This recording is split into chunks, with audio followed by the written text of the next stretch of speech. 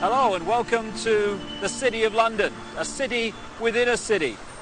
People think about London as the great metropolis that we all know, but within it is something called the City of London.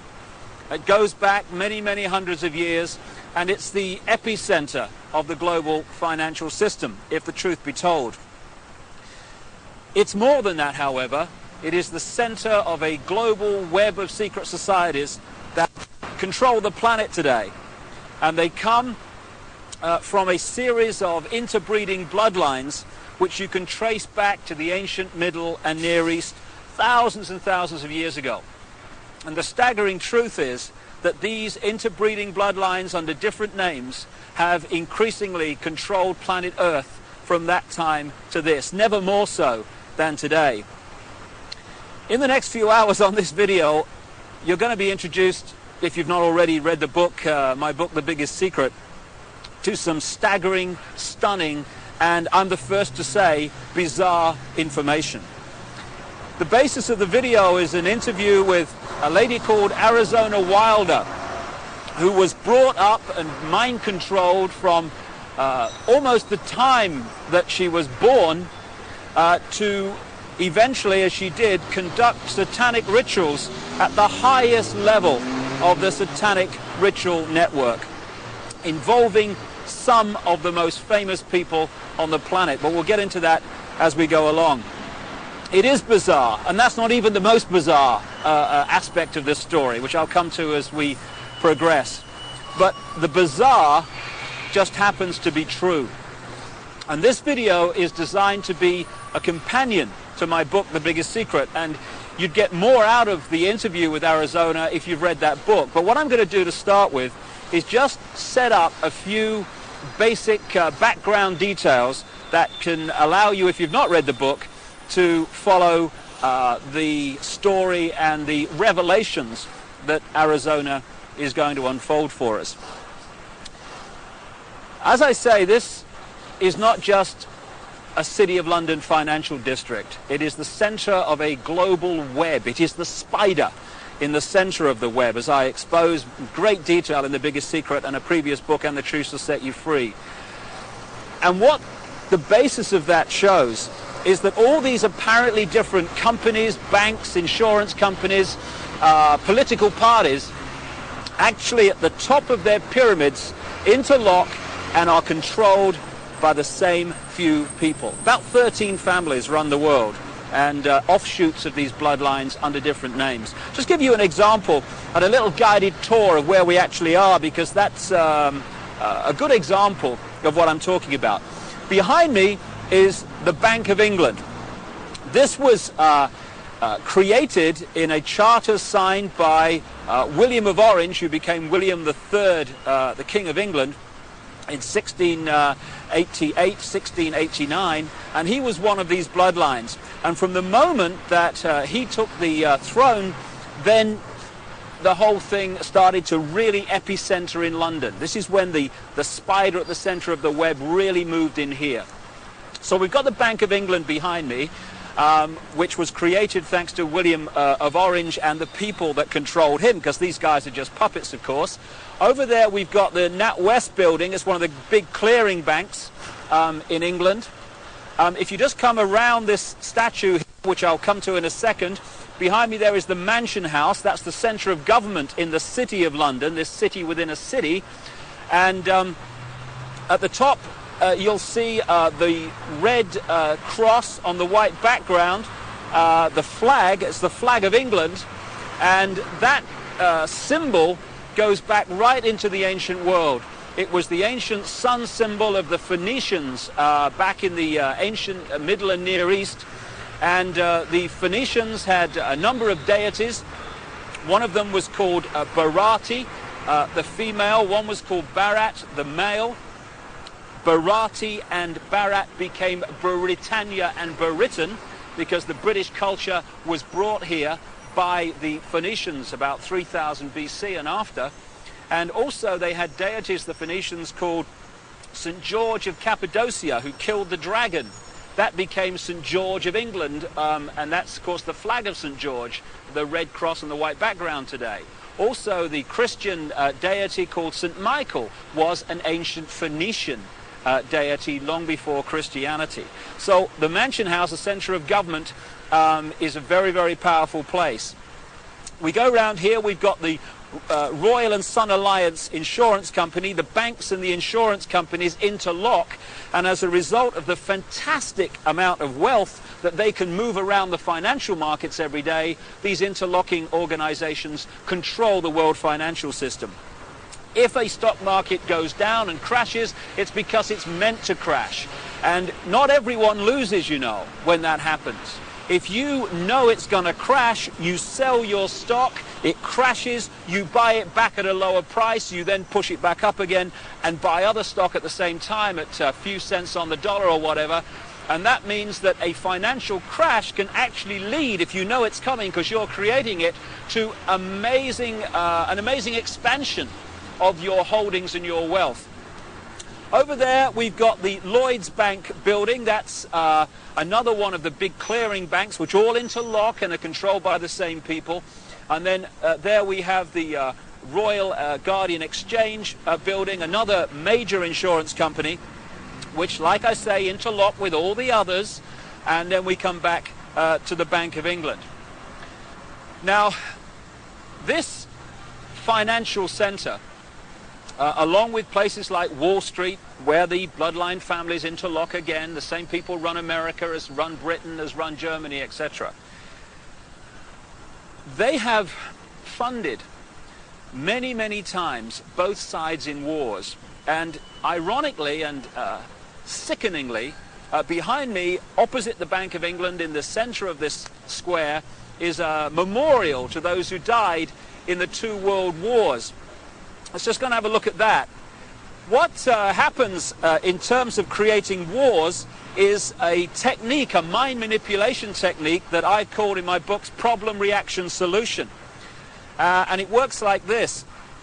If you want to introduce something, say centralization of power through the United Nations, centralization of power militarily with NATO, the North Atlantic Treaty Organization, the biggest military organization in the world that's expanding all the time. If you want to centralize power into fewer and fewer hands, if you did that openly and said this is what we want to do, there'd be a reaction against that. People would say, hey, this is a fascist state you want to create. We're not having this. But through this technique of problem, reaction, solution, you can actually manipulate people to demand you do what you want to do anyway. So it works like this. First of all, you create the problem, but you get someone else to be blamed for it. You then report that problem through the media in the way you want it reported, because the media is owned by the same people that own the banks and etc.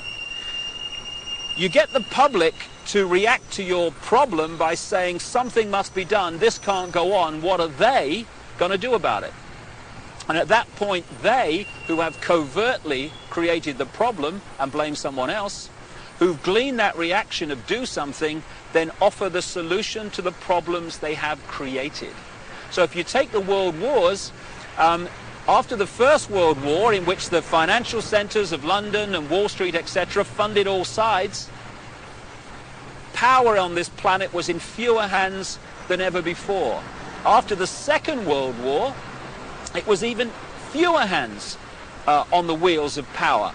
And as a result of the Second World War, we had the creation of the United Nations, we had the creation of NATO, and we had this great centralization of global power. Problem, reaction, solution. This is a wonderful example.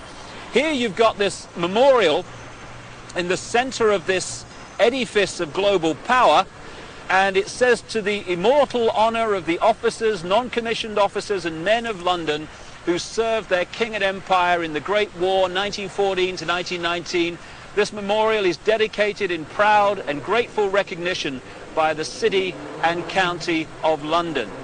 I'm sure it is, because as a result of the sacrifice they made, power in the world came into fewer and fewer hands, not least into this area I'm talking in now, and also made a fortune, because not only does it create problem, reaction, solution, when you lend money to both sides, they then have to pay you back that money plus interest.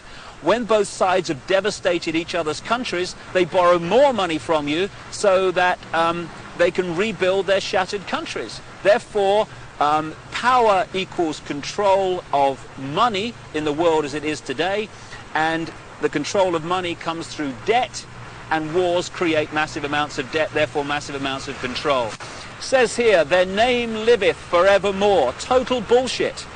People who are manipulated to fight wars are merely pawns in a game they don't understand. At the bottom here, it talks about the memory of those who died in the Second World War, 1939 to 1945. How ironic and how sick that that war was manipulated and funded to a large extent from this building here, the Bank of England. The governor of the Bank of England at that time was a guy called Montague Norman, a very, very close friend of Hitler's banker, and it was the Bank of England, Wall Street, and the transnational corporations which had German subsidiaries, not least the Rockefeller Standard Oil in America. Rockefeller's another one of these bloodline families, along with the Rothschilds and others.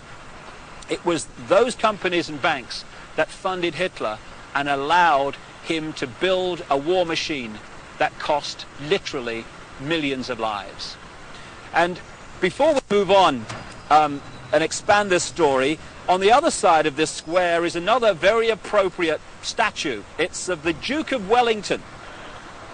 The Duke of Wellington fought the Battle of Waterloo against Napoleon.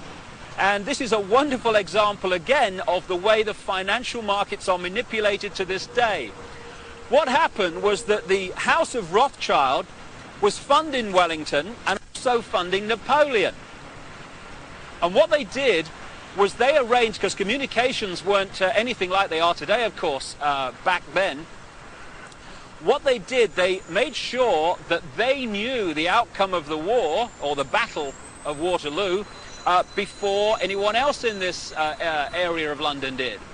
So they found that Wellington, the Duke here, another bloody puppet, they haven't got the strings on the statue unfortunately, so it's not accurate,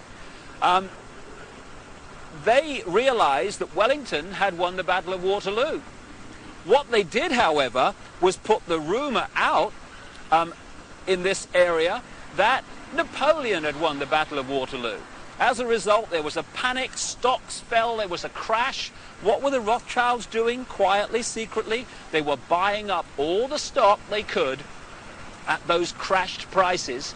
And then along came the real story. Wellington had won the Battle of Waterloo. As a result, the panic was over, all those stocks rose in price, and the Rothschilds were not only fantastically richer, they owned vast amounts more of the economy of this country and in a much wider area of Europe.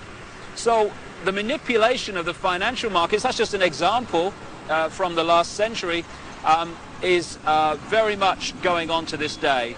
And it's manipulating your life, what your money will buy, and indeed if you have any money at all. And I'll just finish at this location by focusing yet again on the Mansion House. Arizona Wilder, the subject of this video, conducted satanic ritual at the highest level, and we'll come to that in detail. You'll see that in the interview. But it's very much part of these bloodlines that have increasingly controlled the planet over the last few thousand years. When you follow them through from the ancient Near and Middle East up into Europe, where they became the European aristocracy and the royal families of Europe, or royal family if the truth be told, because they're just the same bloodlines under different names, over to America and into the modern world, one thing follows again and again: human sacrifice, satanic ritual, blood drinking, and all this stuff. And I've talked to a number of people who have seen these rituals in the City of London, who have been subjected to some of them. And the Mansion House, the centre of government in the City of London, is one of the key places where it goes on around here when work here is finished for the day. And satanic ritual is very much part of the next topic I want to raise and talk about at another location, and that's mind control. A few can only control billions and the direction of their lives if they manipulate the way we think and manipulate the way we feel. Only by doing that can they control us, because there's not enough to do it physically.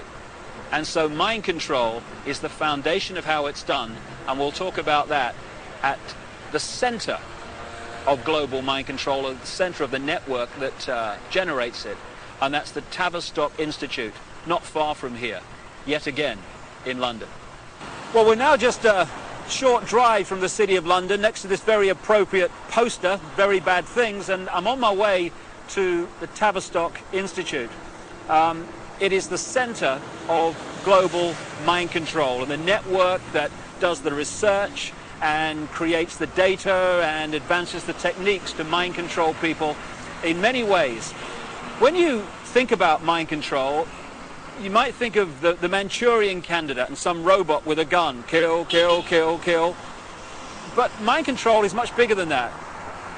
If you take the definition of mind control to be manipulating the way people think and therefore behave, then the question is not how many people are mind controlled in the world, it's how few are not. Because every time you read a news story which is slanted to get you to see the world, a person or an event in a certain way, and you accept that slant and take it as truth, you're being mind controlled. Every time you see an advertisement and it persuades you to buy something you don't really need, you're being mind controlled. So all these different techniques are used all the time to get us to think and behave the way this few, this clique, this elite want us to. Problem, reaction, solution, getting us to react to events and demanding solutions, the solutions the elite want us to demand, that's also mind control. So mind control is a vast, vast subject. And you know, in the streets of the cities of the world, or the towns of the world, you get these people with the clipboards that are asking you questions called opinion polls. Well, we're led to believe that these opinion polls are to get a feel for what people want so that we can give the people what they want. No, no. Overwhelmingly, those opinion polls are designed to find out if the programming, the manipulation of the public opinion, of the collective consciousness, is actually working. So they'll ask your opinion on various subjects, and if 80% say, yeah, we think in this certain way about this subject, okay, the programs work, brilliant. If only 40% think that way, then the question is, the manipulators ask, what more do we have to do to get more people to think the way we want them to think? So it's all about mind control and emotional manipulation. That's how it works. And we've just reached a point here, a military establishment. The Honourable Artillery Company headquarters, SAR. What is the military? What is the training for the military except fundamental mind control? What happens when you go through the training, especially in the elite organizations like the SAS and the Parachute Regiment in this country, or the Delta Forces in the United States? It is to get human beings to give their thinking processes away to those in the peak caps that have more stars or more stripes on their arm.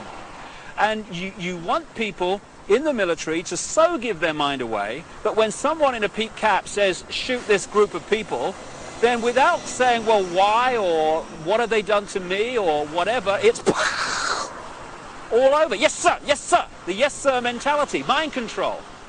And if those people had a drink with the opposition, the opponents, the enemy, they'd probably get on fine.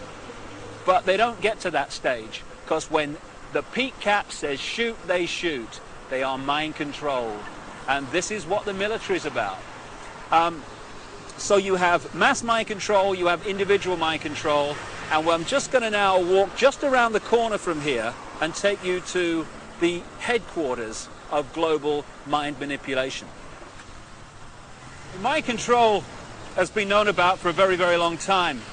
And to understand many of the things that Arizona will be talking about in the interview, you just need to explain one of the fundamental techniques of mind control. It's called trauma-based mind control. There is a mechanism in the mind that shuts out the memory of trauma. You know when you have a car accident and you can't remember what happened before, the trauma of the actual accident and immediately afterwards?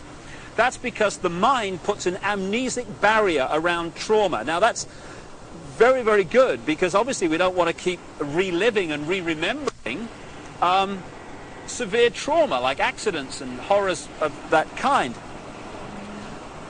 But this they began to understand massively in the concentration camps of Germany under the guy known as Joseph Mengele, the Angel of Death, the infamous mind manipulator and geneticist.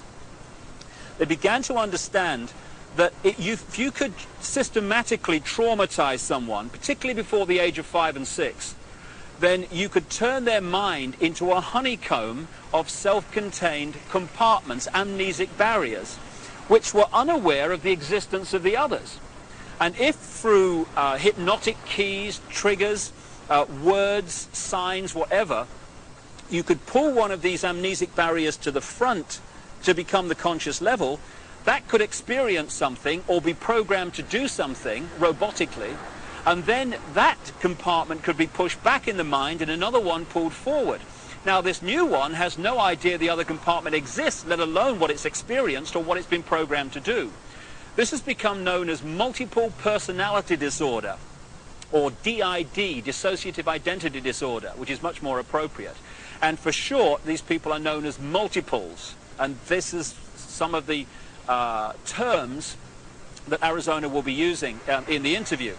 Now we've reached a point here, if we just turn around, of the headquarters of the Global Mind Control Network. This is the Tavistock Institute in Tabernacle Street, 30 Tabernacle Street in London. It was this network, and is this network, that coordinates the mind control program around the world, both on a mass and individual level. The background to this organization is this. It used to be part of the British military psychological warfare department, appropriately, and it was developed by a guy called Dr. John Rawlings Rees. And other parts of the network were established around the world. Stanford in America is one of them. And together they coordinate the mass mind manipulation of the human race and mind program people on an individual level. Just to give you an idea, these mind control people are overwhelmingly those that do the assassinations. Why is it always a lone nutter that's responsible for assassination? So people say, oh, he was just a nutter. No conspiracy, no more investigation necessary. Why is it that the same psychological profile keeps turning up all over the world with guns, going crazy with guns in the street, killing people, creating problem, reaction, solution situations in which legislation comes through and is introduced as a result of those horrors? Interestingly, Martin Bryant, the man who went crazy with a gun in Port Arthur, Tasmania, just happened to be treated by a guy called Dr. Eric Cunningham Dax. Now, Cunningham Dax was the Tavistock Institute representative in Australia and a close associate for decades of Dr. John Rawlings Rees that sent the whole thing going. So when someone goes crazy with a gun or these horrific things happen, we need to ask the question, are they doing it from their own mind, or are they programmed to do it because of the effect of what they do? Now, Arizona Wilder was brought up from birth in these mind control programs, and her programmer was Joseph Mengele, the Angel of Death. And when he eventually died in the late 80s, because the subject of the programming becomes so attached to the programmer, almost worshipping the programmer, when the programmer dies, often the programming starts to break down. It did with this lady, and that's why now she's speaking out and talking in staggering detail about what she experienced and the people that she was involved with. People might find it hard to believe that Joseph Mengele was in the United States and South America after the war, but there was a British intelligence, American intelligence operation called Project Paperclip, which got people like Mengele and other leading Nazis out of Germany at the end of the war to continue their mind programming and to continue their genetic research and manipulation in America after the war, in the United Kingdom also. So this is some important background to this Arizona Wilder interview, but it's not even the biggest secret. The biggest secret is even more bizarre than that. Well, I've now come literally a few strides outside of the official boundaries of the City of London into an area known as Temple Bar, where the Royal Courts of Justice are established, and this is the centre of the British legal profession. Not just the British legal profession, but the legal profession of the world, as the biggest secret exposes. This is where they come to the bar, as it's said, to become barristers, the top of the legal profession, and eventually to become the judges that are part of the network and the secret society network overwhelmingly, who are told what to do. And when you've got judges being told what to do by the secret society network, what justice is there? Temple Bar is named after the Knights Templar, one of the secret societies in the ancient world that I talk about in my books, and they were part of this network, and their successors are continuing that manipulation and agenda to this day.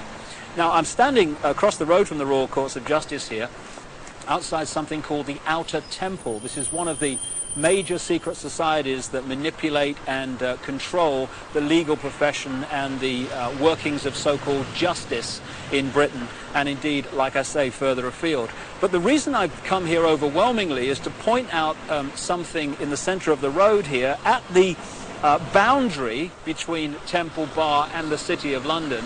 And it's a massive reptile figure, dragon figure, in the centre of the road. Now, we're getting into what the biggest secret is here, because when you go around London, and indeed looking at the coats of arms of the aristocratic families, etc., again and again you keep seeing reptiles, you keep seeing dragons, and you've got the serpent race and the dragon race constantly recurring in the ancient texts describing the gods of the ancient world.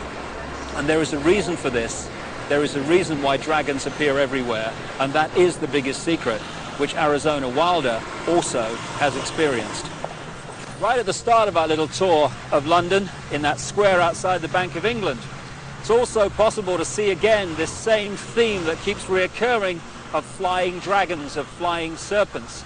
We've seen one major serpent figure, serpent statue, at one entrance to the City of London near the Law Courts, and here I am now alongside the River Thames at another entrance to the City of London, this epicenter of global control.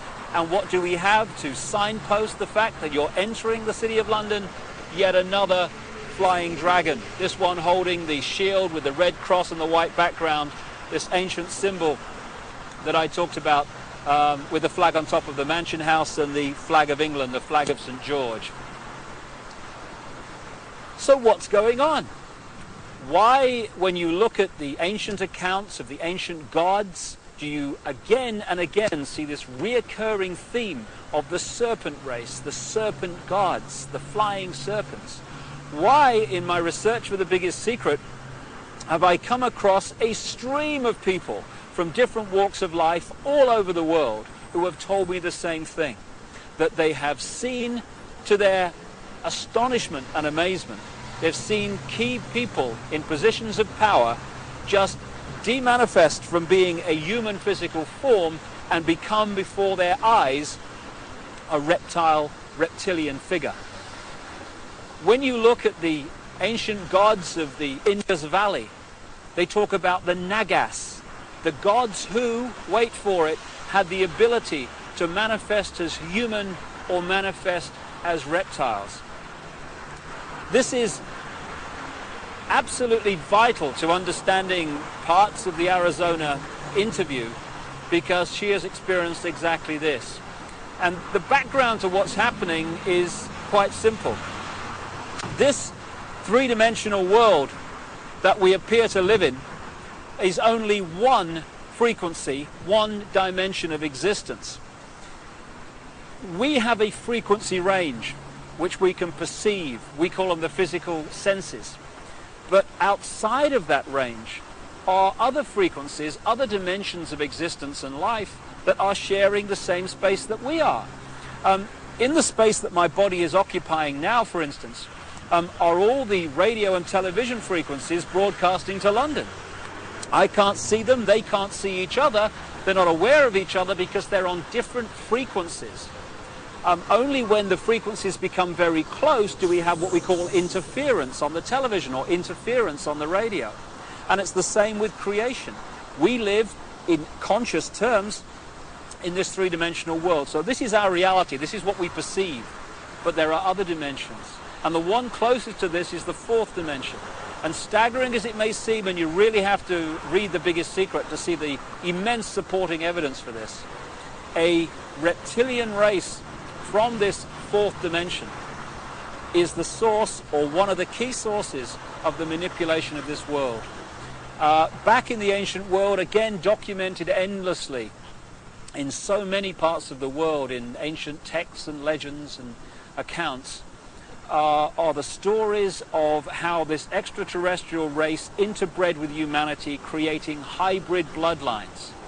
And when you do the genealogical research, you find that it is these human-reptile hybrid bloodlines that actually have occupied the major positions of power through the history of the last few thousand years, and today are in the key positions of power, running the banking system, the business system, the politics, the military, etc.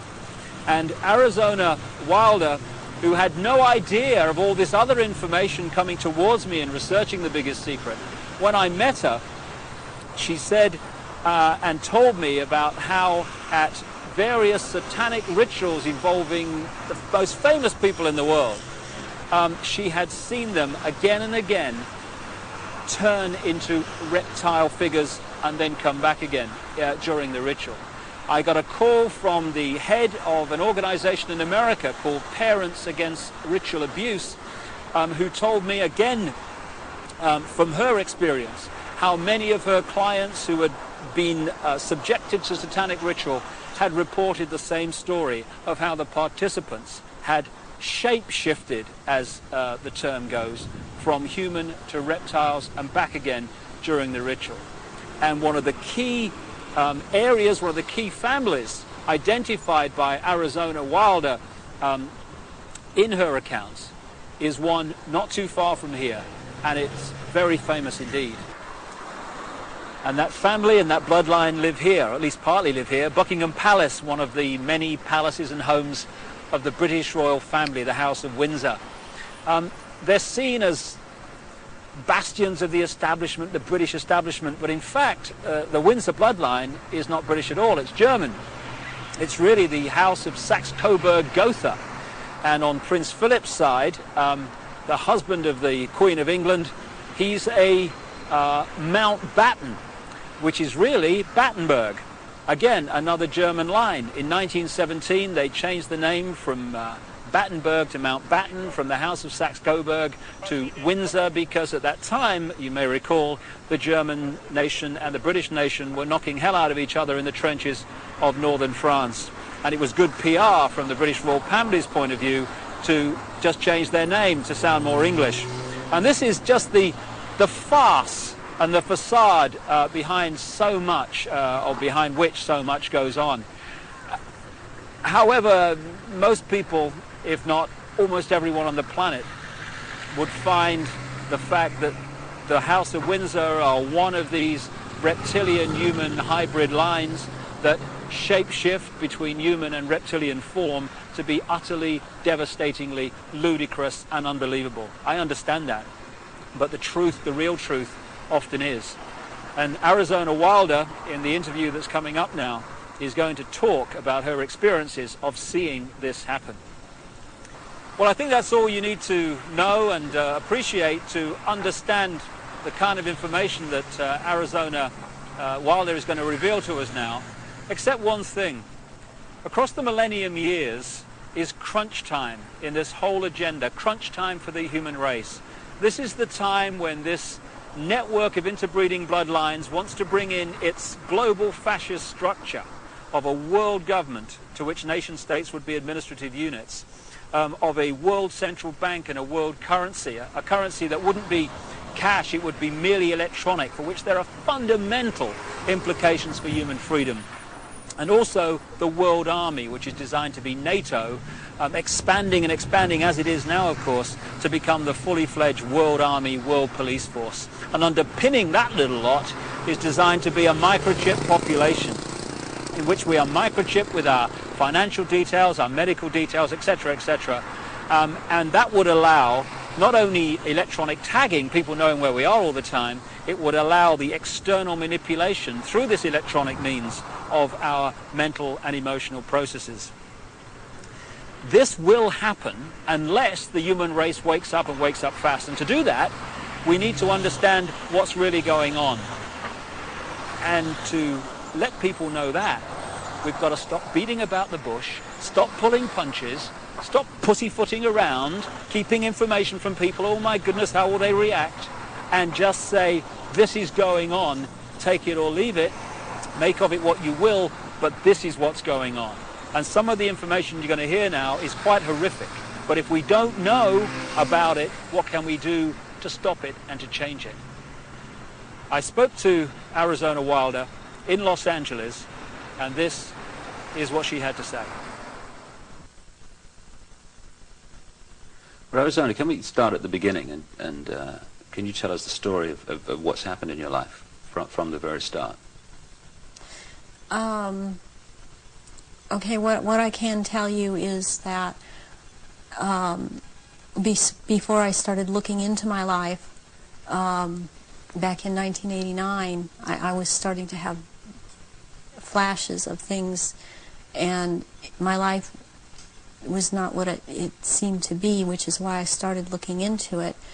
And what I found out was that I had a lot of missing time, and a whole lot of missing time, as to what had occurred in my life. And when I started looking into what had happened in my life, it was the only way that at the time that I knew, was to start going to see a therapist. Within a year, I was talking about memories of being sexually abused by my father, which was part of what was supposed to happen.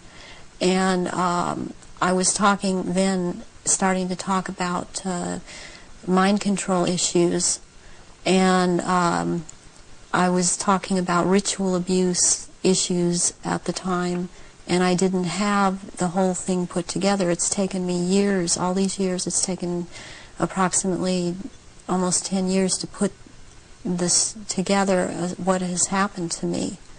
And in the process, I have lost everything that I ever had in my life, and anything I held dear in my life.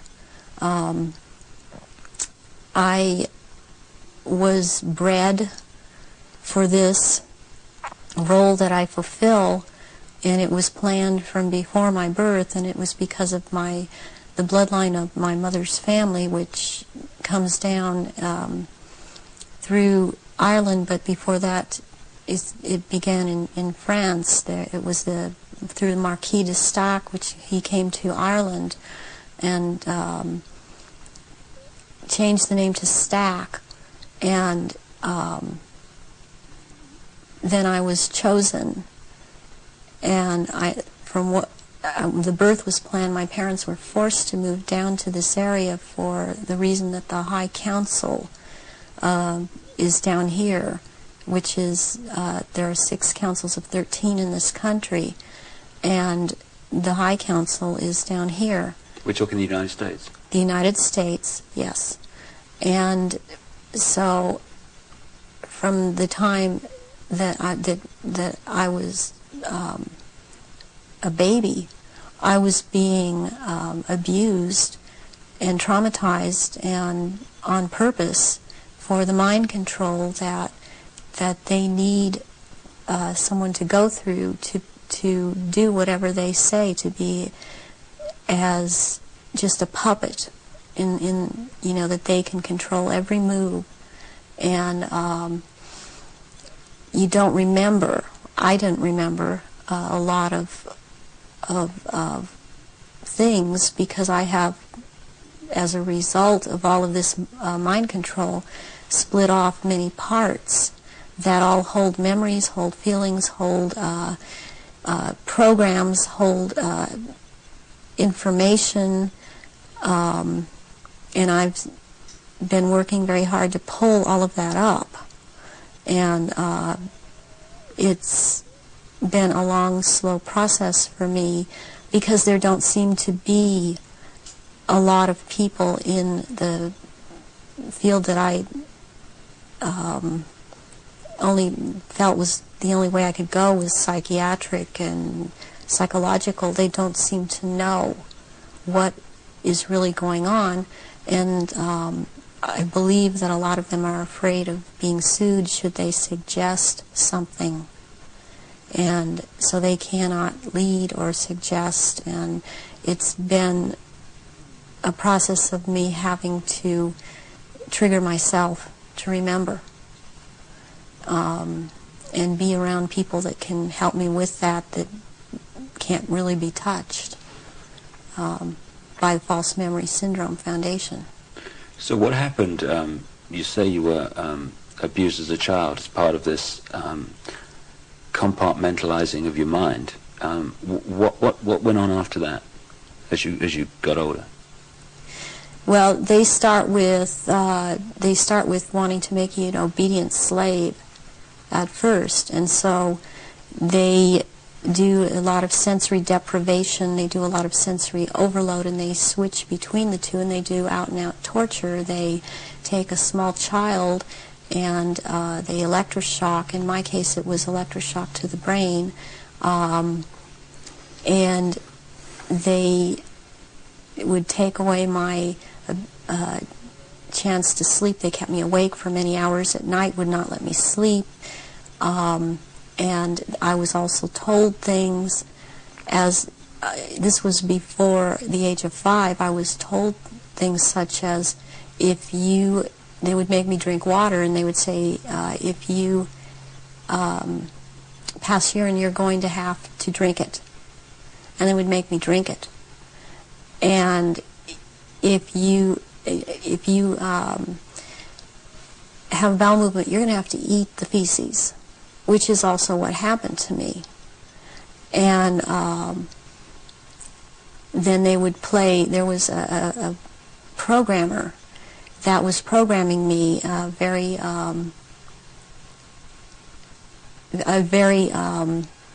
infamous person in history who actually has been in this country, and he was known as Dr. Green.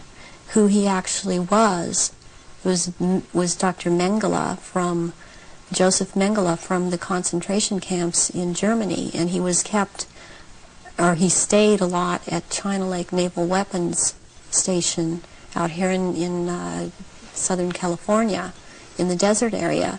And I would be around this man a lot, and he used to tell me that the scar that he had on the left cheek of his face was actually from, he was into fencing, and that it was from that, but actually the scar on his cheek was from one of his own programming techniques, that he would put a child in a box and with a sword and tell the child to defend the box, even if it meant his own death. Then he'd tell another child to break into the box, and which this child would do, and then the other child would then jump out of the box and shove the sword or the lance straight through the other child. And at one point he got into it where this child actually got him in the face with the sword. And he would wear a huge emerald ring on his left hand, on this middle finger, and he would twist this emerald around, and for programming, and he was into using long colored ribbons of different colors, and you had to choose a certain ribbon, or you were given a certain ribbon, and that meant that this certain thing was going to happen to you. And it was like picking sticks out, or drawing sticks out of a hand, out of someone's hand. I saw games of Russian roulette played where it was chosen beforehand that a child would die, and the child would put the gun up to his head and pull the trigger, and this child would end up dying. But it was meant to scare all of us, keep us in terror, as there were many other children that were around me that went through the same thing. I have run into people from my childhood that have known me, and I've recognized their names, and even if they change their names and change their hair color, as I have done, they have recognized me, or I have recognized them, and I know their name. They know my name. There isn't any way for this to have happened. It's just beyond coincidence. And when you get older, I mean, they start taking, this programmer in particular, Mengele, would take me to rituals. I went to rituals with him all over this country, and in Britain and in France, and it was known by intelligence agencies in this country that this man was here. They brought him here. Is that Project Paperclip you're talking about? Yeah. Through the OSS. And my family, or my so-called family, are all DID. They have not. They are very well programmed, and they have not sought help. They have not gone in and tried to figure out what's happened. They believe they've had this certain kind of life that they've had, and as far as they are concerned, I am crazy. And they have much different memories of what I have, and I was always told certain things by my parents that my sisters were never told. And biologically, I have to add at this point that my mother is my mother. I am not biologically related to my father. And this has to do with the bloodlines, and his was considered impure.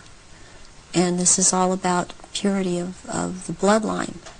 And that is why I am involved in this. There are people that are involved in this that it is not so much because of bloodline, but they have the ability to dissociate and be used as slaves by these people. You say that you come from a certain bloodline, and there is this obsession with bloodlines that this Brotherhood Illuminati have. Why is that? Because what first started coming out was about the Aryans, and the purity of the blood. And what it's all about is that the blood, and the menstrual blood, contains something that is important for the propagation of this race that is controlling things on this planet. And these people that are in the organization that the Council of 13 is under, and they have something called the Grand Druid Council, or the Octagon, they're called the Illuminati. And the Illuminati are actually run by these 13 bloodlines, which are all of the royal families in Europe and in England. And they need the blood because they are, in fact, not human. They take human shape. They are reptilians. And they need the blood. The blood helps them maintain their reptilian shape, and it helps them maintain their sanity, and it helps them to live in this world, because they are not from this world.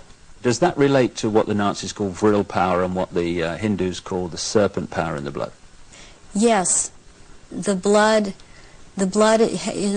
has something. It has something in it. It has secretions from the pituitary gland and from the pineal gland, and it has a very strong drug in it that they also, I mean, this is the one that keeps them from going crazy, and it's like heroin or like endorphins, and it's much stronger. But what they need is, for it to be secreted in the blood, is they need terrorization of their victims before they are killed for their blood, or if a young woman is beginning to menstruate, they need the menstrual blood, and they have to terrorize them to get this to come out in the blood and be secreted in the blood. Is this the what other people have told me about, that at the point of great terror, like the point of sacrifice, there's an adrenaline that enters the bloodstream? Is this what they're looking for? Yes, that and this other element comes and secretes out through the blood. This all comes out through the blood at that time, and it's at that point they are actually staring into the eyes of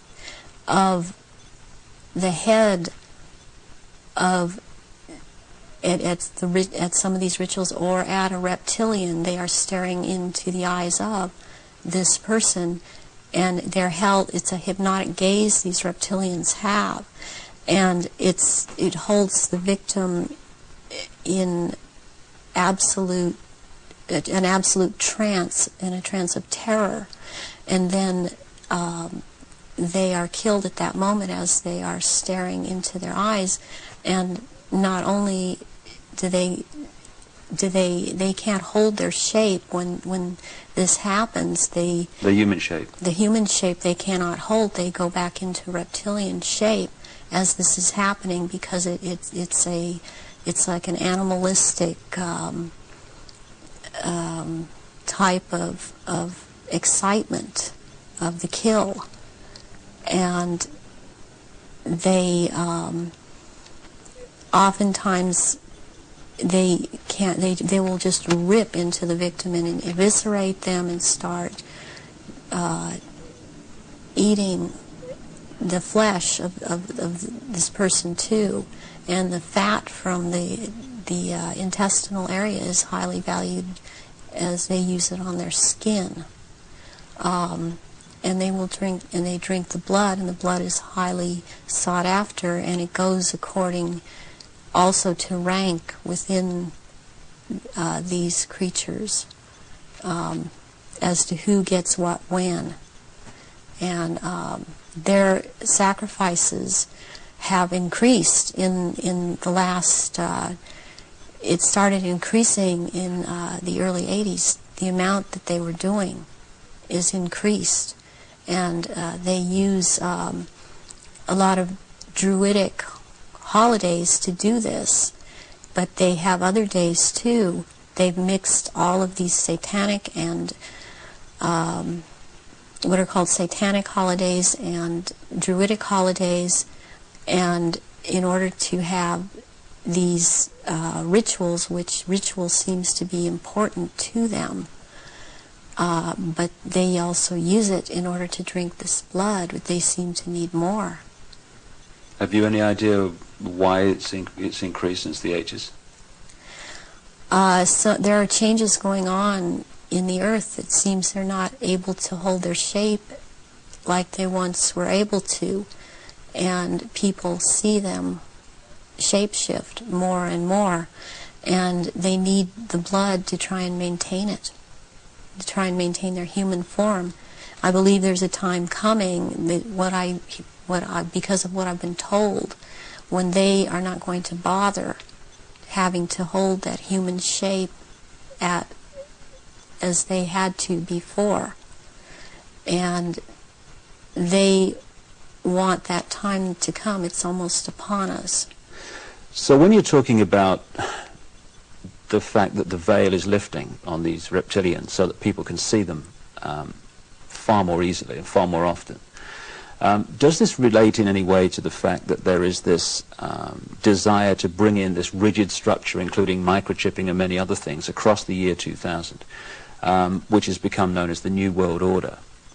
Is that coming in because it is known that the people are going to see what the game is, and there has to be control of the people at that time?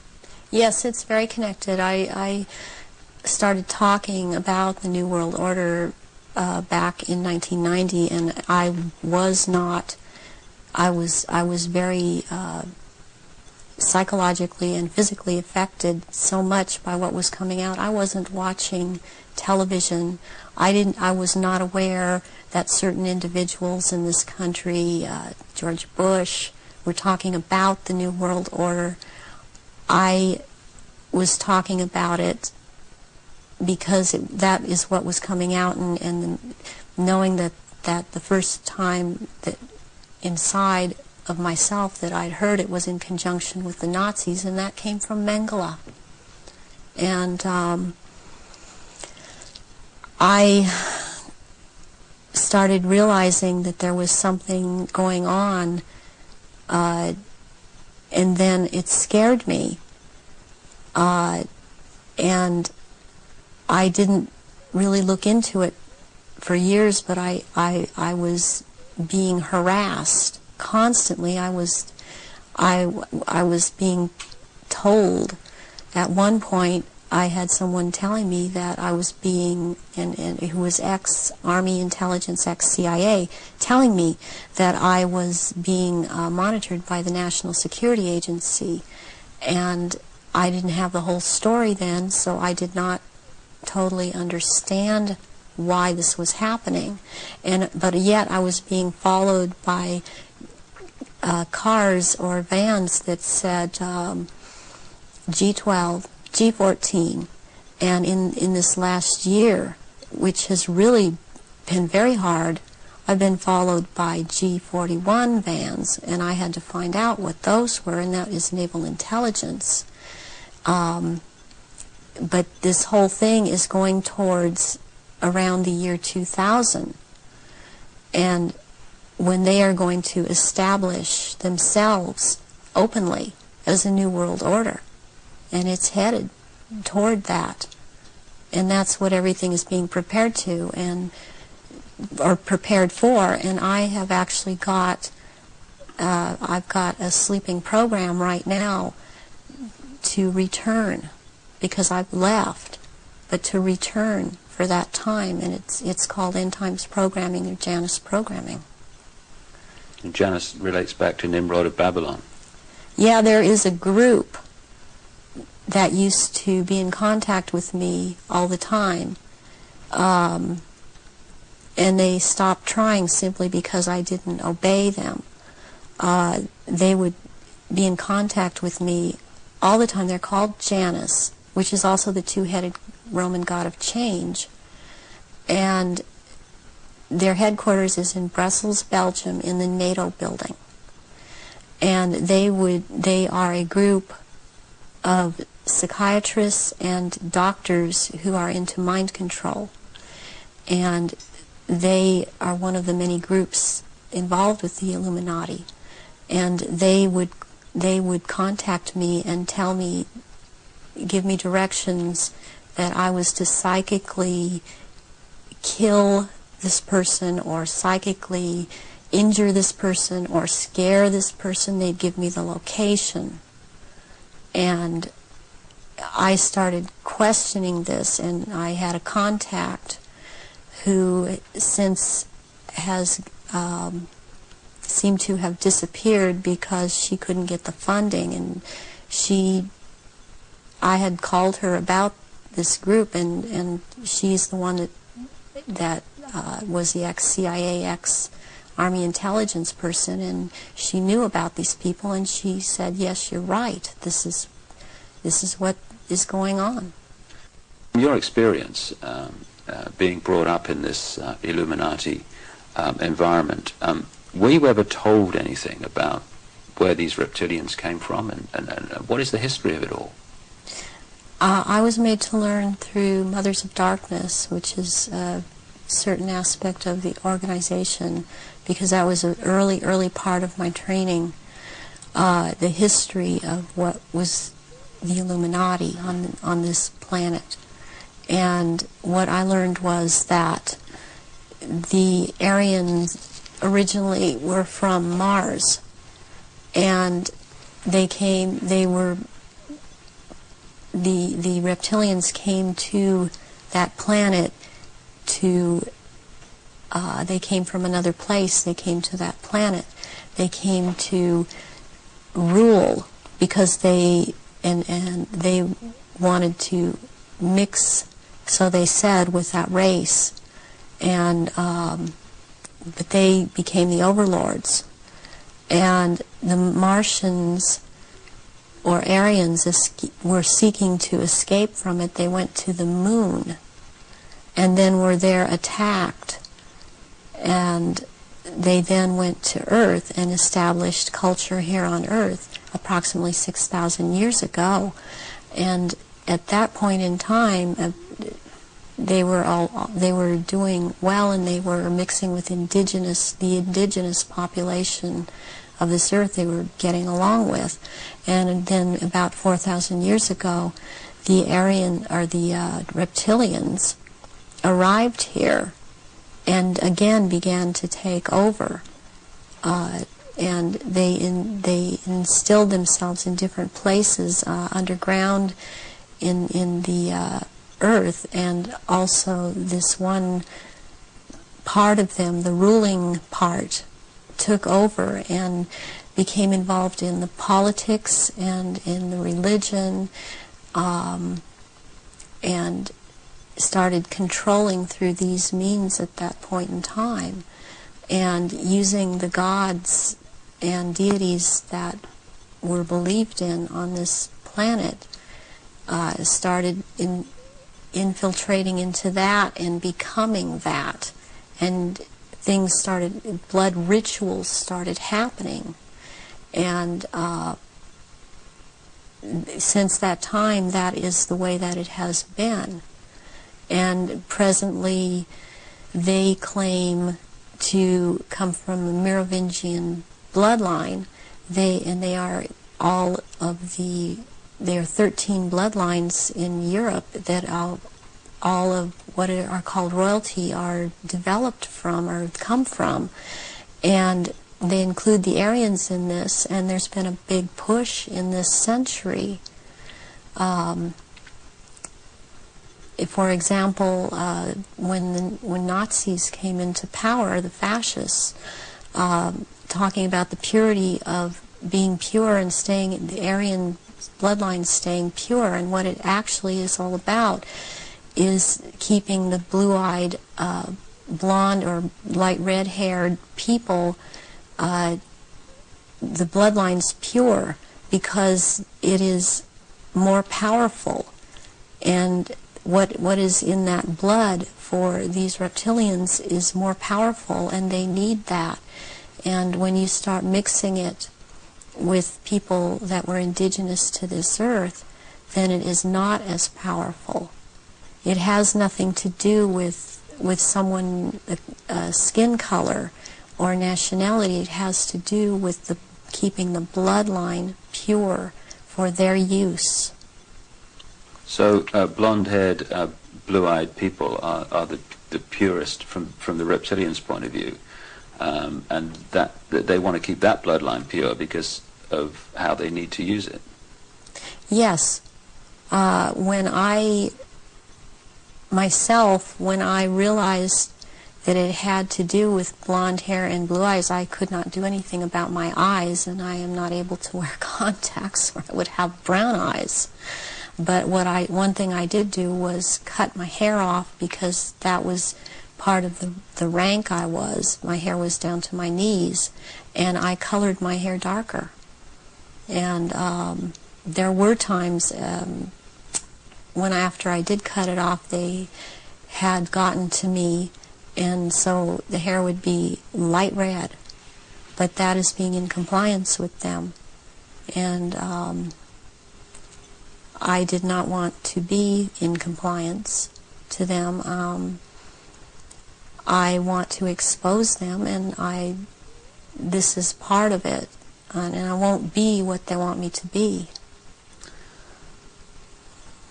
When you look at some of the ancient accounts, like the Sumerian texts and many other accounts, they talk about the gods interbreeding with humanity.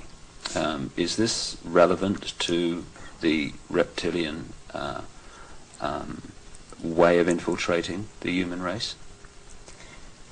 Yes, it is, because human beings all through the ages have accepted gods interbreeding or being accepted as humans, and that shows in Christianity, it shows in Judaism. It also, they have used Egyptology, or the Egyptian religions, a lot, and the present head of the Illuminati compares himself a lot with the Egyptian god Osiris and Horus, which is Osiris reborn, and also with the Arthurian legends of the Round Table. And he has a name, the name that he carries from that is Pindar, which actually means phallus of the dragon. And the other name, Osiris, he has carried because he takes the name at this time, the Marquis de Libero, which means the liberator of or from the waters. And the story of Osiris is that he was cut into 14 pieces and thrown into the River Nile, and the one piece, Isis found the pieces and put them back together again, and she could not find the 15th piece, which happened to be the phallus, so a gold phallus was made. And this is very important in this group in the Illuminati. This is important, and it's important to think that about the head of the Illuminati, because what comes from a golden phallus would be a superior seed for a race, and this is how this is what they are doing with all of these bloodlines to keep the bloodlines going, are impregnating Aryan people of Aryan blood that hold high stations with them, impregnating them with this seed of Pindar. And therefore it's important to keep this history in mind and the names in mind that he is going by at this time. So would it be correct to say that the reptilians came to this planet because the Aryan Martians came to this planet, and that the Aryan Martians gone somewhere else that have followed them there? They would have pursued them all over the universe, yes. Can we now go into some specifics about your own experiences? What were you brought up to do? You say that you were identified as a bloodline before you were born. What was the role that you were brought through to play? The role that I was brought through to play was, as in the Illuminati, was as a goddess. Specifically, the address is Mother Goddess, Starfire. And the Starfire goes back to the blood in the menstrual blood, what is contained in that. And the address, the way that I was addressed, was Mother Goddess. There are only 3 Mother Goddesses. There can only be 3 at a time on this planet, and there is a male equivalent of which there can be only 3 of them. Why mind control someone to conduct these rituals, like yourself? Why don't these reptilians just conduct their own rituals? They don't seem to have the psychic abilities. And they look for people that have that, and people in the bloodline that have that. And I have had that. I've had a tremendous amount of psychic ability. And so I was picked and bred from before birth, and this is also something that other survivors that have been in high positions have known about me and told me. What's the connection then between you having psychic abilities, those being recognized from the start, and you being brought through to conduct their major rituals? Well, it's kind of twofold. First of all, they needed the psychic abilities because they control or attempt to control events, because I would have the ability to foretell what was going to happen, and they needed the information to just try to control it to an outcome that was good for them. The second thing is that during the rituals,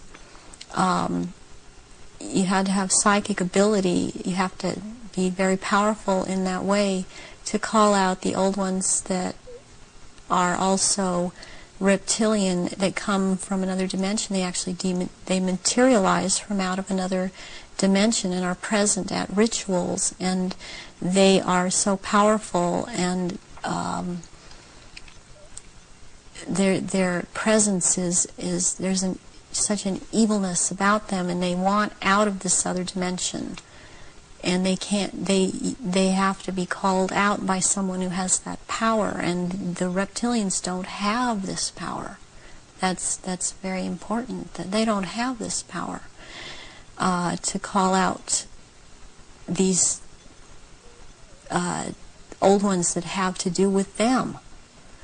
And what is it that humans have that the reptilians don't have, that means they don't have the power to connect interdimensionally, and some humans do? We have the ability to foresee, to be able to become vibrationally higher, and see into those levels, go into those levels, and in fact, agencies use this. They call it remote viewing. Humans have the ability to go into the past, to go into the future, to go to other places, to astrally leave their body, astrally, and to see things that we've always had this ability, and it's like having the third eye, which they don't have. They don't have this ability. So during a ritual, these old ones are called out, and they are what Christianity would have called the demons. They are called out, and there is a circle that it has a hexagon in there, which is a powerful occultic symbol, and then there is a pentagram, and then there in the middle of that there is a triangle, and if you're the one calling them out, then you stand in the triangle so that you're not devoured or taken by these creatures that come out. That creates an energy field around you which they can't penetrate. They can't penetrate it, and they cannot get outside the pentagram. And they want out. They're always demanding to be let out. And so you have to be very powerful to keep them in line and to make them go back when it is time for them to go back. Why do the reptilians want to manifest these quote demons at the rituals? It brings power to the rituals. It brings power to them. They are told things by these entities, and they are encouraged to go on with what they're doing, and knowledge is imparted to them through these entities. But it takes a person with the ability to bring them out and make them answer, because they don't want to cooperate. They have to cooperate when the right person has control over them. And that's to do with that person's energy and ability to use Right. energy. Yes. You talked about the Aryan race coming from Mars. One expression of it seems to be very clearly what we call the Phoenicians.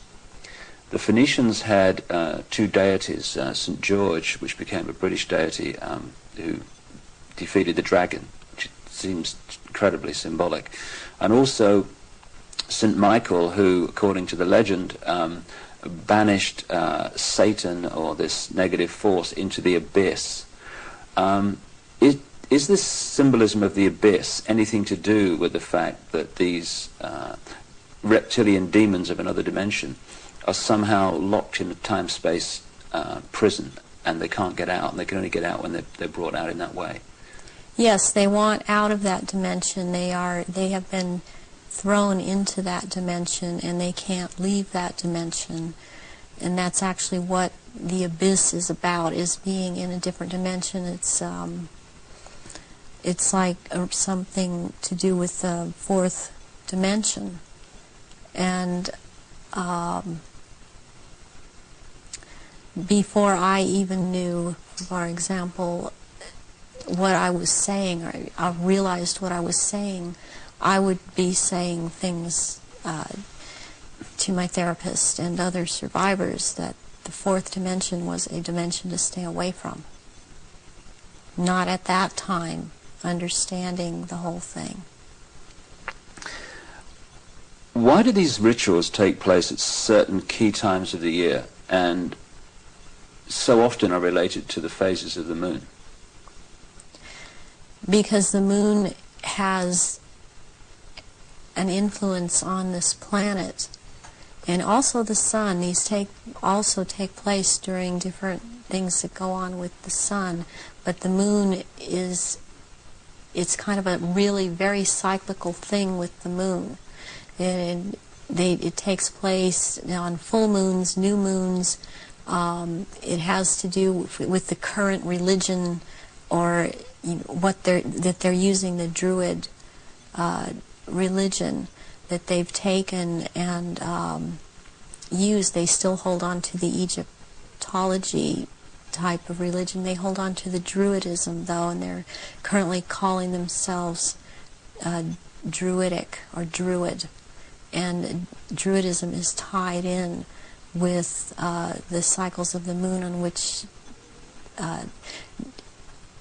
it has to do with planting, sowing, and harvesting. And there are so many days that they can use from this to their own purpose and their own end, that they bring it about. There's a lot of ritualization with Druidism, and they love ritualization. So take us through one of these rituals that you conducted at the highest level of this global brotherhood. What would happen? There were people that were bred from birth. They were bred to be ritual sacrifices. I have a problem with what they is said a lot today, especially by the False Memory Syndrome Foundation, that how could all of these people disappear, or how could all these babies be born? I worked with a nurse midwife. We did home births, and it's very easy not to register a child when it's born. And then they have these children that they're kidnapping and bringing in from other countries, and no one misses them because these are third world countries. And children they have the most energy, the purest energy, they're the highest form of sacrifice. And they will terrorize these children and mind control these children. And in rituals, by the time they're brought into rituals, they may be drugged, or they may not be drugged, or they may be in an altered state because of the mind control. and they are used as actual blood sacrifices. During these rituals, because of, again, reptilians needing their blood, and they will take various organs from the sacrifices, depending on what date the ritual may, what the ritual may be associated with on that date. But they will also slit the throat from the left ear to the right ear, and the blood will be gathered in a goblet, and it will be dispersed among the reptilians, and dispersed among, also after that, among people that have been participating in these rituals and seem to have it, even though they seem to be dissociated. Mostly these people seem to be cognizant of what they are doing.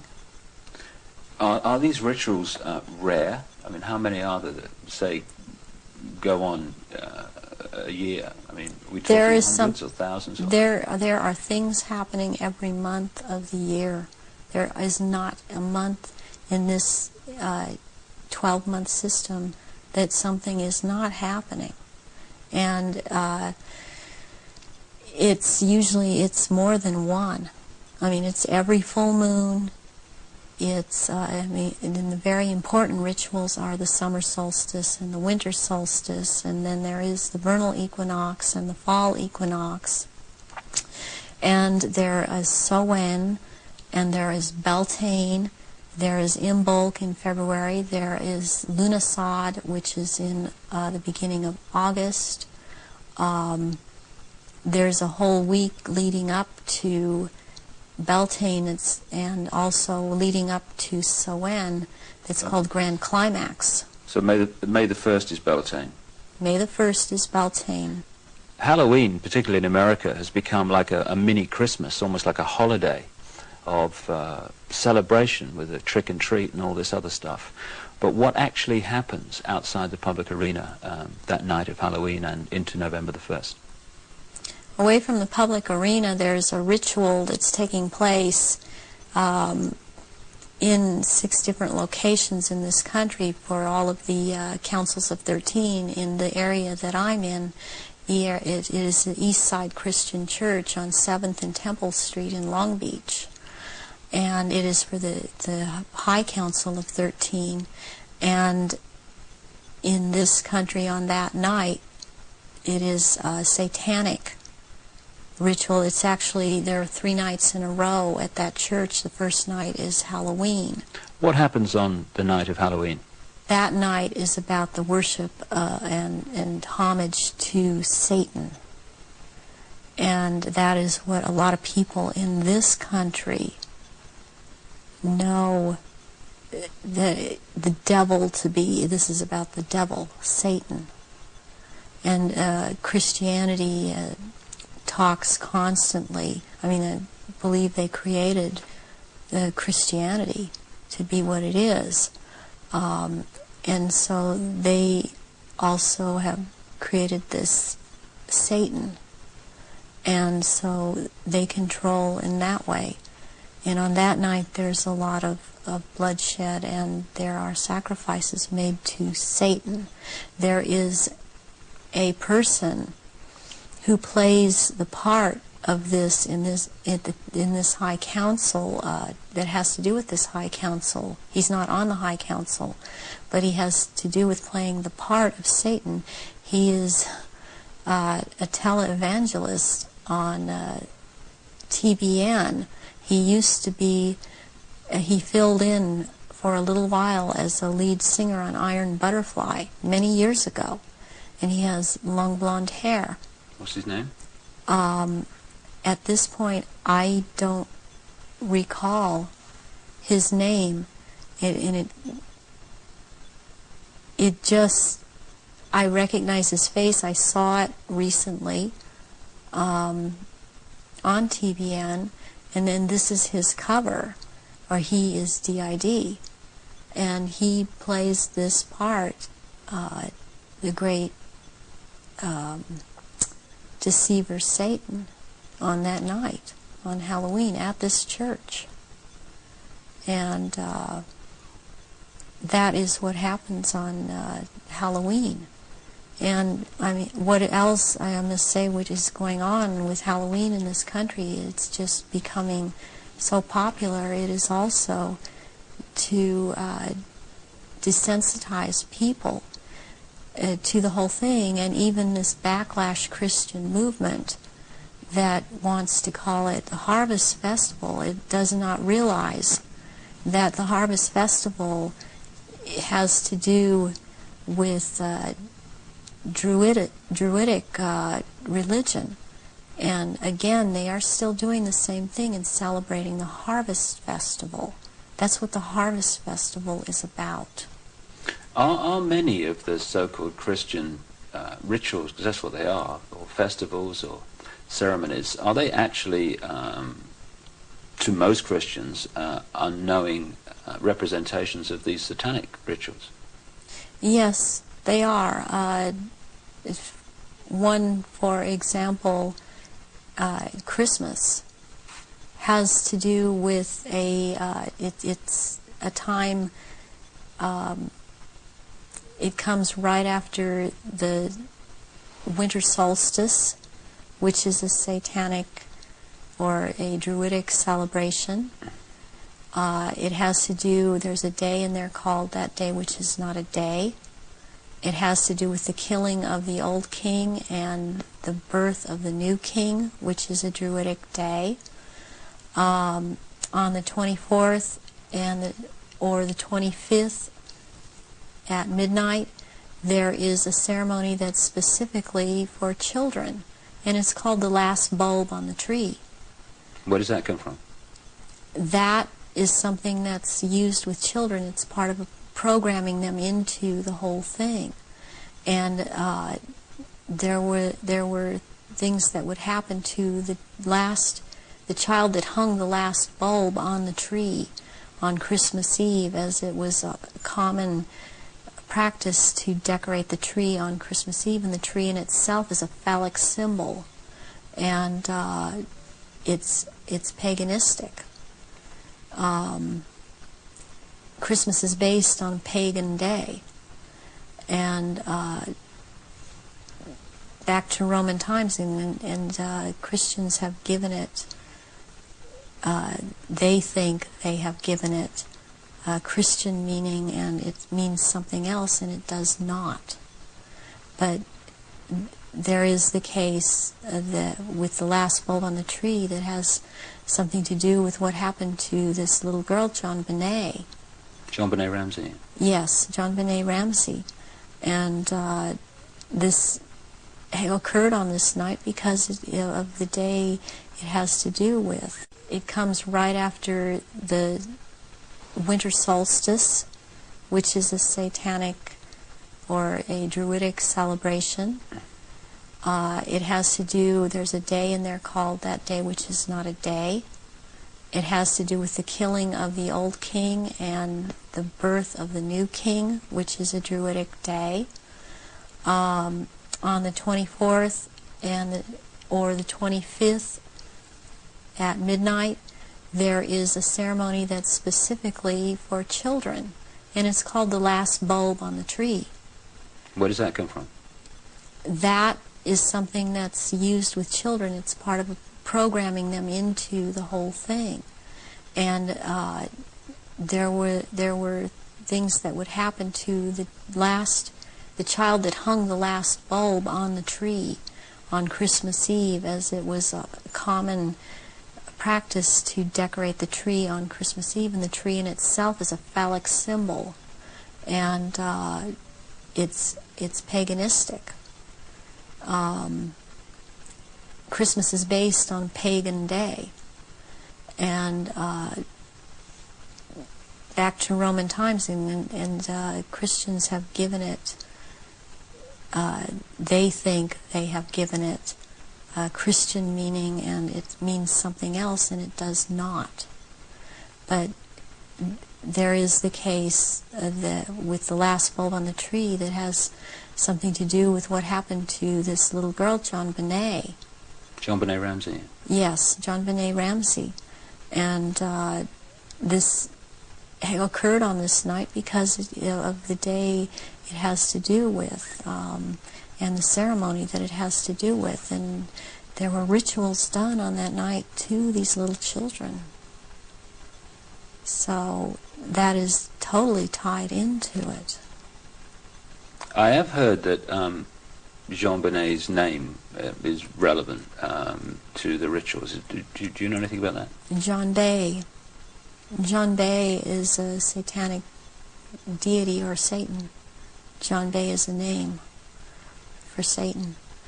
And that name is just closely tied in. It's so close, and I don't understand why it hasn't come out, and that I know of, it hasn't been talked about. But that is why she was killed on the day that she was killed, and her family, as far as I'm concerned, her family is involved in this, and that there's always a price to be involved in it. She was the price. This little girl lost her life. Can we talk about some of the famous names that people around the world would know who, in your experience, have taken part in these rituals that you've conducted? You say you've conducted them in Europe and the United States. Can we start with the United States? Yes, I have seen at rituals, I have seen George Bush, I have seen Madeleine Albright, I have seen Henry Kissinger, I have seen Ronald Reagan, and I have also, by the way, seen his wife, Nancy Reagan. I have seen Hillary Clinton before I knew she was Hillary Clinton at the time. At these rituals, she is involved. The other people that I have named and I have seen shapeshift into reptilians. I have not seen Hillary Clinton actually shapeshift, but she is involved. I have seen the two sons when they were young, the two sons of George Bush present at these rituals. Are these the sons that have become governors? Yes. One is in Florida and one is in Texas. I have seen, did I mention J. Rockefeller? And he shapeshifts. I've seen George Deckname and Ronald Reagan again, having been governor in California. There have been people such as Newt Gingrich. I saw, and I didn't know at the time that he was Newt Gingrich. I recognized that he was Newt Gingrich when Clinton came into power, and after he was, Newt Gingrich was then elected Speaker of the House. And I was horrified to realize that this man was also there. All of this has affected me to the point I don't vote. All of these people seem to all be connected to the Illuminati, and I don't feel like being part of having anything to do with them. Presidents like Carter and Ford and Clinton. I've seen Ford there. Gerald Ford. Gerald Ford, yes. Are they all reptilian bloodlines? I haven't seen Carter shapeshift. You've seen him at rituals, have you? Yes. Gerald Ford, I have seen shapeshift. And Johnson, also. Lyndon Johnson. Lyndon Johnson. Also, Dr. Joseph Mengele, who took me around to these rituals a lot of the time, was also a shapeshifter. And there were also people that there are people in the European countries that I've seen shapeshift and be involved. And this it doesn't surprise me any more than it does the people in this country doing it. Is just for some reason more shocking, and it cuts even deeper. Because I've seen the Queen Mother there, and I have seen the Queen there. I've seen Princess Margaret there. I've seen Charles there, and they shapeshift. And I have seen this. I'm not coming up with his name right now, but he was president in France after de Gaulle. He was there. I've seen him there. I've seen the Rothschilds there. I used to see the Rothschild that lived in England there, but the one that still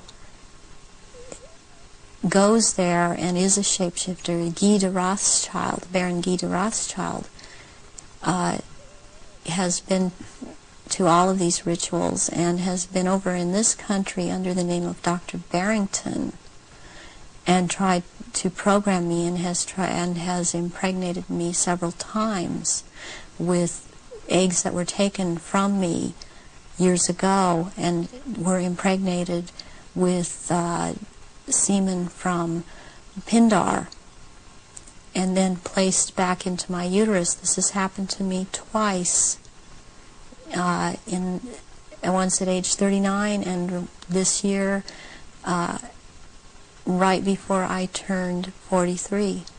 And I had told my therapist ahead of time, before I ever could have known that this had been done to me.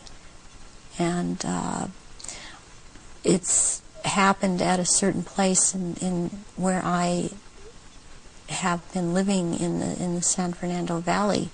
It's happened at a house on Tyrone Street in Sherman Oaks. And my understanding is that there have been other survivors that have talked about this location as having been involved with programming and so on. And Baron Guy de Rothschild has tried to program me. All these years he has been trying to control me, get me back under control. And the Marquis de Libero is someone else that attends all of these functions and since he is the one in power, he attends all these functions. I have seen Tony Blair there, and he shapeshifts. I have seen Prince Philip there. They all have their quirks as to how they act, even in their reptilian form. And they all, they act, they don't act all like robots, but they have their quirks, they have their so-called personalities, but they are all cold-blooded. They would kill at the drop of a hat. I have even, since I've seen a picture of some people on that are talking about this subject, I've seen them, when I've seen their pictures, I recognize them. I did a double take a few weeks ago when I saw again someone who's been talking about around this subject, and it seems to be popular right now. Who's that? This man by the last name of Sitchin. I've seen at rituals, and he is a shapeshifter. And I did a double take when I saw the picture of him, because I recognize him. And there's another person that I've seen, this Gardner, Sir Gardner. That Lawrence Gardner? Sir Lawrence Gardner. And he had recently written an article that was out in Nexus magazine. Part of it was about the menstrual blood, and what really triggered me was when he called it starfire, because that is the name of one of the aspects of the three women who are the dressed mother goddess. That is my name in all of this. So this man I have seen, he has lots of power within this sect, reptilians, and he's someone that you would want to watch out for outside of this too, as is this Sitchin person. What do you remember about Zachariah Sitchin? Zachariah Sitchin was someone in the rituals attending the rituals who was not a major player in as far as the rituals went, but was someone that others present did not make remarks at, or were very careful as to what they said around him. And he was talking about, he would be talking about doing away with people, persons that were in his way, or were putting out information that he didn't feel that he wanted put out. He is very much a disinformer, and that is his job, to disinform about what is going on with the Illuminati and with the reptilians. He actually warned me off from investigating the reptilians, interestingly. Where do the rituals take place that you've been involved in, involving the British royal family? Glamis Castle, Stonehenge, Balmoral Castle. I have reason to believe there's a church, and I think it may be Westminster Abbey, and there is a Mothers of Darkness castle or chateau in Brussels, Belgium. They've been there too. And also in France, the Marquis de Libero Pindar has a castle in the Alsace-Lorraine region of France, and I believe it's in the Alsace region that he uses, and there are certain rituals done at that castle down in the dungeon part of that castle, and there's an entrance down there to underground places in the earth, and there is a natural formation of rocks that kind of glow green, and they keep menstrual blood in that formation, and this green glowing from these rocks actually turns the blood a darker color, and it's called black blood, and it's used in certain rituals. But there are also, they keep small, there are smaller, less developed little reptilians that are kept down there. They're kind of pets. But one other thing that's also down there, there are eggs.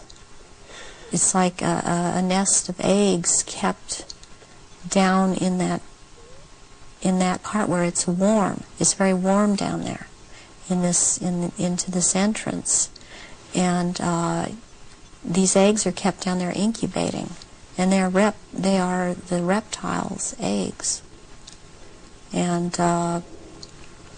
that's where they keep them. What are your memories of conducting the rituals for the royal family? What happened? What were they doing?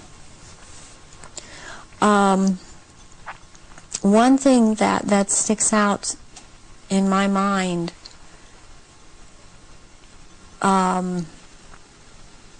is that there was before. This was back in the late 70s. This was before Charles was married to Diana.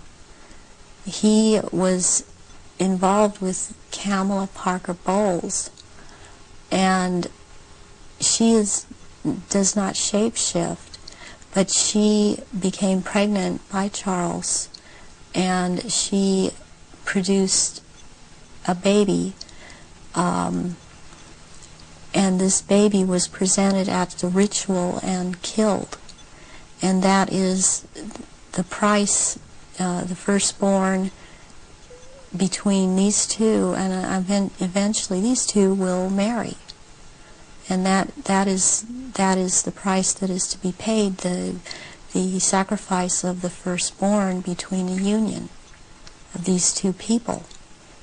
And I've seen that there. Something else that sticks out in my mind is that it was around the late 80s that I saw a very kind of dark man he was Arabic. It seemed to be Arabic or Egyptian, and I heard the name Fayed being mentioned, and the Queen Mother was there, and I called her the Black Queen, and she and he were talking very seriously and at some length about a subject. They were mentioning Diana, and they were mentioning his son, Dodi. And at the time, I didn't know who Dodi was. I knew who Diana was. I never saw her at any rituals. Where did this conversation take place? This took place at Balmoral Castle. And I heard them talking about a marriage between these two, and I thought at the time, well, she's married to Charles. How can there be a marriage where she's married to Charles? I didn't understand why the Queen Mother and this person that I now know to be Dodi Fayed, because I heard Fayed, Muhammad al-Fayed talking, and I'd seen them together at, I saw them at Balmoral Castle. I overheard the conversation at Balmoral, but I'd seen them also at Mothers of Darkness Chateau in Brussels, and they were talking about a union between Diana and his son Dodi back in the late 80s, and I did not understand at that time, because I understood Diana to be married to Charles. I knew that she was married to Charles, and they had 2 children, and they were about to have another. And the Queen Mother, all I could pick up was that for some reason that there was a malevolence towards Diana. And Diana I had never seen at a ritual. I wondered what she knew about all of this. What have you seen the royal family do, the Queen Mother, and the other people you've seen in the rituals? What have you seen them do? I've seen all of them drink human blood and consume human flesh, and they have their own goblets in which they have blood, and these goblets are encrusted with jewels, and they also have their own daggers, and that the dagger goes into the goblet, and they stir the blood around with it, and it's also a what it is, it's a symbol of the phallus going into the vagina when they're doing this. And I've seen them do this, and some of them have even, like the Queen Mother I saw with, she had her own little, it would, like almost, it's between a very elaborate ornate chair or a throne kind of thing brought in for her to sit. And because before these rituals actually start, there is a kind of people move around the room and talk, or recognize one another. It's a formal kind of a ritualistic setup, the way they talk and the way they introduce each other. It's like a court. What are they wearing? They're wearing robes. They're not wearing anything underneath the robes, and the robes are very ornate.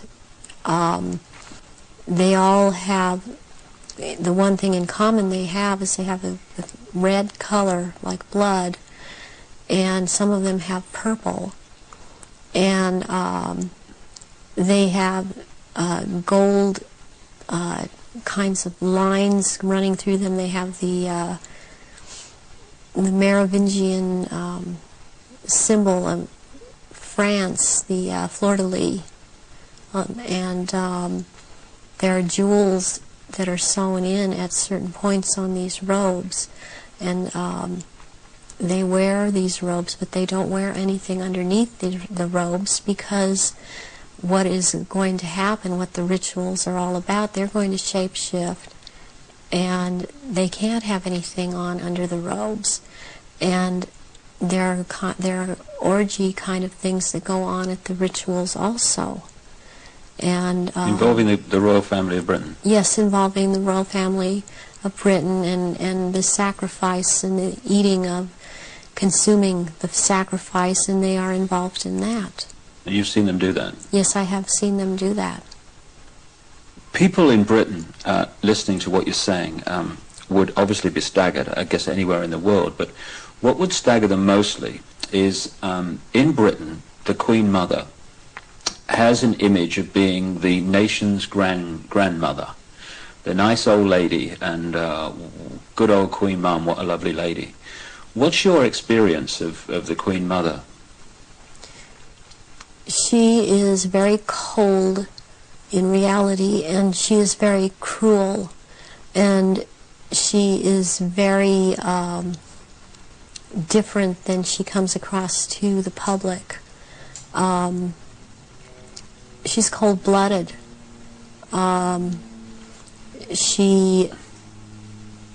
If she feels that you are someone beneath her, even in the Illuminati, that you're at her equal or your station is above her, she will not speak to you, she will not recognize you. She obviously, from what I see, enjoys consuming human flesh. It's sickening. The one person that she seems to be afraid of is Pindar. People would also look at the Queen Mother's elderly, frail stature and find it very difficult to see her taking part in rituals and doing anything, if you like, active. Do they go into a different state in terms of age and strength and all these other attributes when they actually shapeshift? Yes, the human body that they choose to occupy or take when it was young, it ages, but when they take the reptilian form, these reptilians live hundreds of years, and so they have to have taken more than one human body to live in.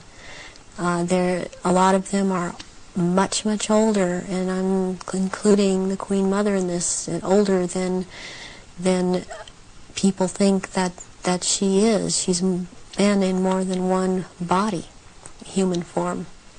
And when the time comes, if it is time for her to go on, and it has been chosen that she still has, it's known that she still has life or years to go, again, she will be put into the body, the essence of her, and the reptilian form will go, or the essence of her will go into another body that is also has the ability to shapeshift into reptilian form. One of the pure reptilian human bloodlines. Yes. What happens when, take the Queen Mother as an example, what happens when they shapeshift? I mean, what do you see?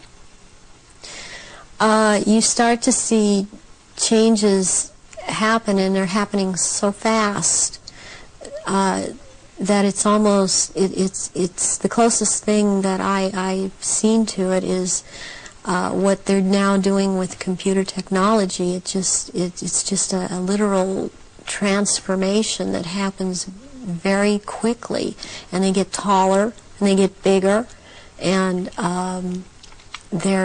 they don't look at all as reptilians like they do as humans, and thus the wearing of the robes, because if they were in clothes, the clothes would be torn apart.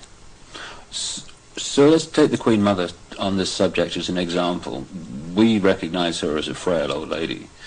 What does she look like when she shapeshifts at these rituals? She looks like the nose portion gets very much longer, and it grows into kind of a snout kind of thing. She has little fangs, and incisors as teeth, and there's a tongue. They all seem to have this kind of tongue when they're at this level. The tongue has a lot of long, hairy or pointed projections coming out of it. It's very long, and they have these. They don't have hands or feet. They have these claws, and they have scales, and also scales that seem to kind of disappear into one another. But it's more pronounced on the back. There seem to be lumps or protrusions coming from the head. There seem to be some kind of growth appendages at where, on the back, and they seem folded, and not all of them have that. And there is a tail, and they a lot of times will keep the tail curled, and and I've seen her when she's very displeased with something, as I've seen other members like this. This tail is whipped around, very agitated, and they do, and she hisses. What color are they? Which one in particular? Take the Queen Mother as an example. She's kind of a beige color on the underside, and by the time you're going up around to the back and the tail and the top of the head and on top of the nose, snout, whatever, it's coming to a very they're dark speckles or large speckles of dark browns, and the eyes usually they're large. They look like they're very round, and they look like they're coming out of their sockets, and very protruding, and usually the color ranges from a beige to a gold to a dark greenish gold, and then there's this dark slit up and down, a vertical slit, and and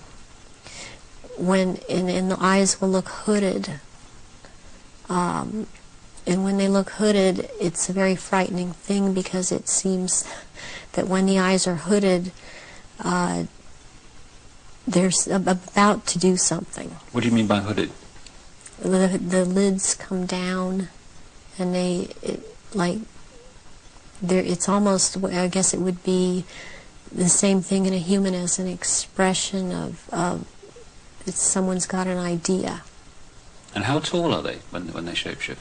They're just about 7 feet tall. Some are a little shorter, or to a foot shorter. Some are a little bit taller than 7 feet. So what would the Queen and Prince Charles look like in their reptilian form? As to height? As to general appearance?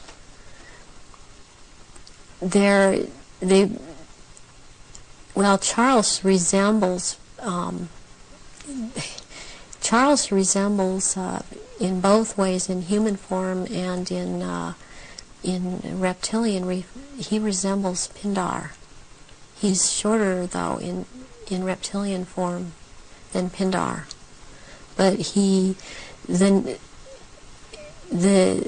way that the reptilian, the nose shapes into the snout at that point, and the jaw becomes the underpart. It's very much like Pindar, and his mother doesn't look quite the same as he does. But what does the Queen look like? The Queen, she's darker, not quite so pale. She's darker. All over, she doesn't have the amount of I would call it freckling. It's more like a gradual, like the skin is gradually getting darker it's more smooth. And she does have the lumps up on around her head and down the tail, the spine. Charles has the tails down around the spine, and funny enough, he has the protrusions from the skull in the reptilian form, where about or above, right above where it seems like his ears would have been. What is it about the rituals that allow the shape-shifting to happen? When the victims are starting to be sacrificed, it's the scent of the blood, and they start shape-shifting at that point in time, and they can hardly wait to get to the blood. It's like they're addicted to the blood, and then the consumption of human flesh that follows. What have you seen the Queen or any of the royal family do in relation to that? Have you seen them sacrifice and consume human flesh? There are certain times when they will actually do a sacrifice, or there will have been someone doing a sacrifice and it's not happening fast enough for them. So they will step in and finish it themselves, because the sacrifice the ritual has to be gone through. It's sacrificially, I mean ritualistically, it has to have been gone through, and they will step right in and just start tearing the throat out, and they're getting all this blood from the jugular vein at the same time, and that has happened when there are many there that are going to be sacrificed, and they just can't wait, and tearing into the contents of the abdomen and stomach of a victim afterwards. Who have you seen do that? I've seen the Queen Mother do that, and Prince Philip and Charles. I've seen Guy de Rothschild do this. It seems that I've seen it more among royalty, or so-called royalty, do this than people that are not titled. That they don't seem to. They seem like it feels like they don't dare, but they shape-shift nonetheless. But it's like the royals that step in and just start tearing away, as they can hardly wait. How long can they hold the reptilian form in these occasions? During the rituals, it's much easier for them to hold their reptilian form. They can stay in that form. What it is that they have a hard time holding their human form. And as long as they're around blood and the scent of blood, they can't hold human form. Right.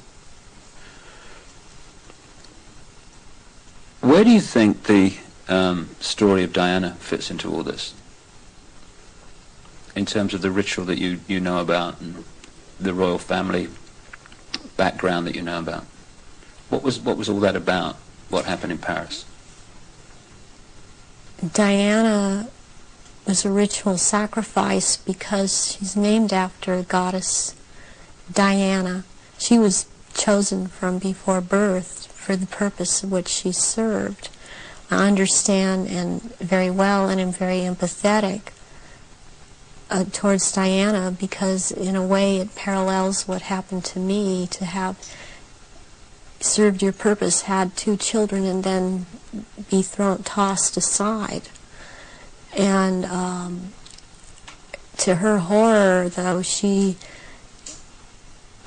obviously never attending a ritual, she knew something was happening, and she knew what was going on, and could not be trusted to be at a ritual anyways. I don't think that Diana would have attended a ritual.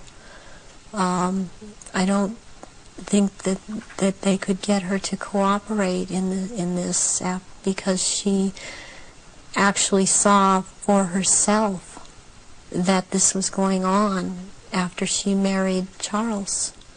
Was there any way, when Diana was married to Charles, without attending a blood ritual, that she could have seen him or one of the others become a reptile? They have a tendency when they're asleep to shapeshift, and they have to consciously hold their form, and when they're asleep they have a tendency to not hold human form and to shapeshift into reptilians, and there could be other things that happen. You know, I'm thinking about the times that Diana would have gone through a menstrual period. Well, that would have also really triggered some of these people in the royal family that are reptilian around her to want to shapeshift, or any woman, any human woman in that household that would be having a period, that scent of blood would tend to cause a momentary shapeshift. What was the whole, what appears to be a ceremony surrounding her assassination? What was that about? The rumors that she was pregnant, the Egyptian Dodi Fayed, and the place where it all happened, which is an ancient sacrificial site to the goddess Diana. How does all that fit together in the rituals that you know about? Okay, the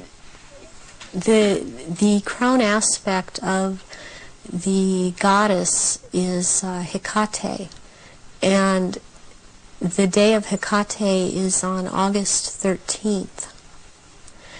And what is very prevalent in this with the Illuminati and what they've done with the Druidism and other and Egypt, the Egyptian religions, is they like to mirror the numbers.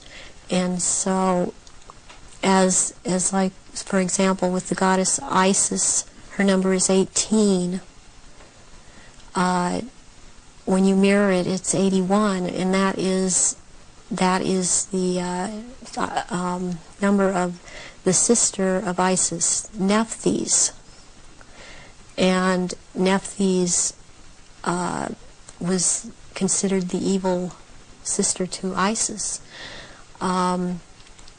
With Hecate, what I think happened here is that she was sacrificed, and it was a very important sacrifice because 3 people died, and it was a picture of the triad of Isis, Osiris, and Horus to them. Horus being the unborn child of Dodi Fayed that Diana carried and was 3 months old, which is another very important fact, a number that's important to them, to be 3 months old. Sacrificial babies are taken in utero at 3, 5, and 7 months. And when I heard about this was a deal that I understood now had gone down, and she had to die in that tunnel because that tunnel's the passageway for Diana, the goddess. And she died at the 13th pillar again because of Hecate. And she died on the 31st because it's the mirror image of 13. And my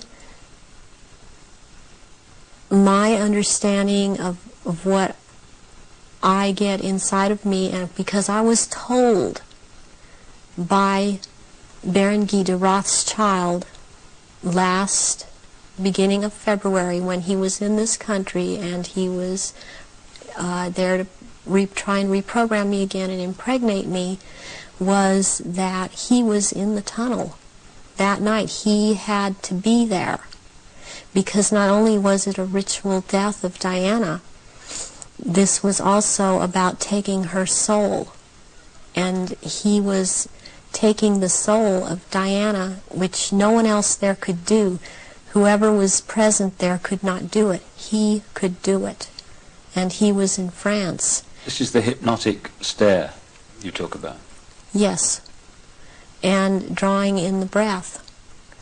And he had to be there to do this ritual killing, this ritual murder.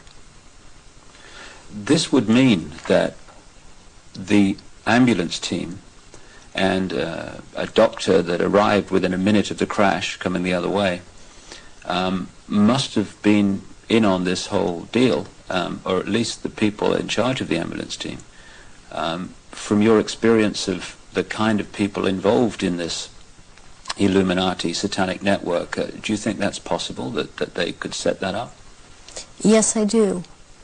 I've seen a lot of things set up that if you did not know, if you weren't in on the so-called inner circle, or know what the Illuminati can do, because they depend on people not believing they're really there, you would not, you would have a hard time believing it.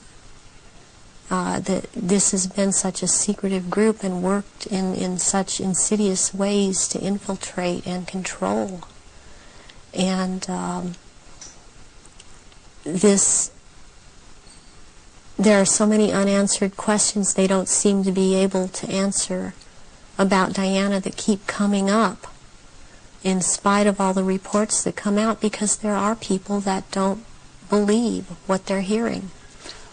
What would have been the purpose of creating such a clear and definite ritual in the assassination of Diana? What would be the purpose of that, when they could have killed her in another way? Because it had to be done as a ritual, because they were going to take her soul. And it had to happen in the tunnel. It had to happen that way.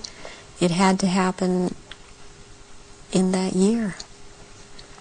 And this is all, there's all a timeline to all of this. There's been many rumors that she was pregnant, but as I understand it, one of her friends says that that was not possible, because she knew that very shortly before she'd had a menstrual period. Is it possible to be pregnant and for that to still happen? Yes, it is. This happened to me.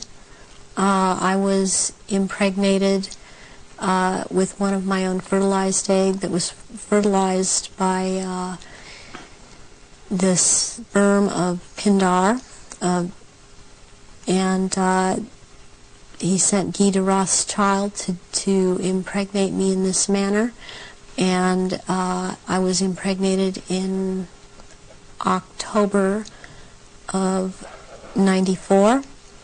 I had periods up until February, when it was discovered, and they seemed normal, not light. And I then was, since I had the background of a nurse, I was, and had worked with a nurse midwife delivering babies, I was, for some reason, it occurred to me to check my stomach, my abdomen, and I realized that I was pregnant, and so I ended up seeing a doctor who told me, I mean, he verified, you're pregnant. He did it with blood test, with the urine test, and ultrasound exam, and if I don't do an abortion on you tomorrow, you're going to have to go through a different type of abortion, which probably would have been a saline abortion. And I knew what I was pregnant with by that time, and so I was terrified. to go through with it, and I could not go through with it, knowing what I knew, and so I had the abortion, but I had periods the whole time. You were impregnated at the point that it happened without you having any knowledge of it. No, I did not. Is it possible that that happened to Diana, if she was, as the evidence that I've looked at suggests, also mind-controlled and a multiple from the early part of her life? That is definitely more than a probability. The thing about being multiple or dissociative identity disorder is that the host person doesn't know that they are, but they have missing time, but then they have amnesia for the missing time. They don't realize they're missing time. They don't realize things are happening to them. They show up, pregnant. They show up with marks on their bodies. They don't know, I think I must have bumped myself, and that's not actually how it happened. Or they have needle marks on their body when they've been gotten a hold of and drugged.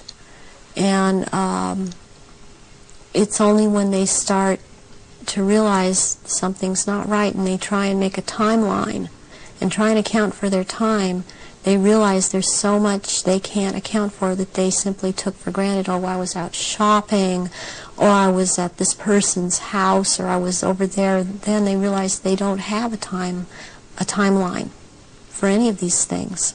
Do you think that Diana's two children were Prince Charles's children? I do not believe that William is, I've heard that he was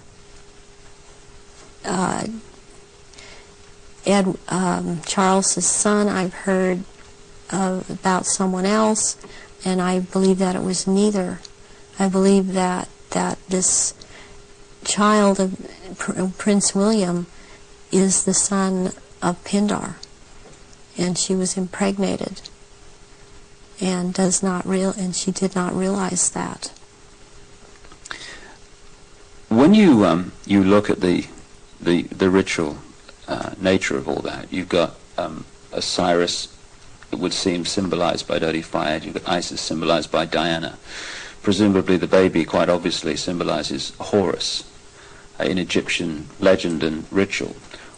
Why create that in a tunnel in Paris at that time? What was it designed to do, to symbolize or whatever?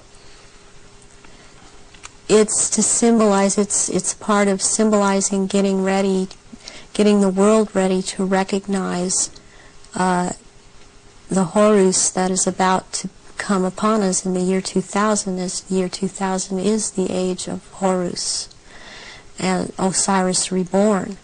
And there's a sacrifice involved. And the sacrifice is the mother, and the sacrifice is this child. And yet it involves another child who yet lives by the same mother.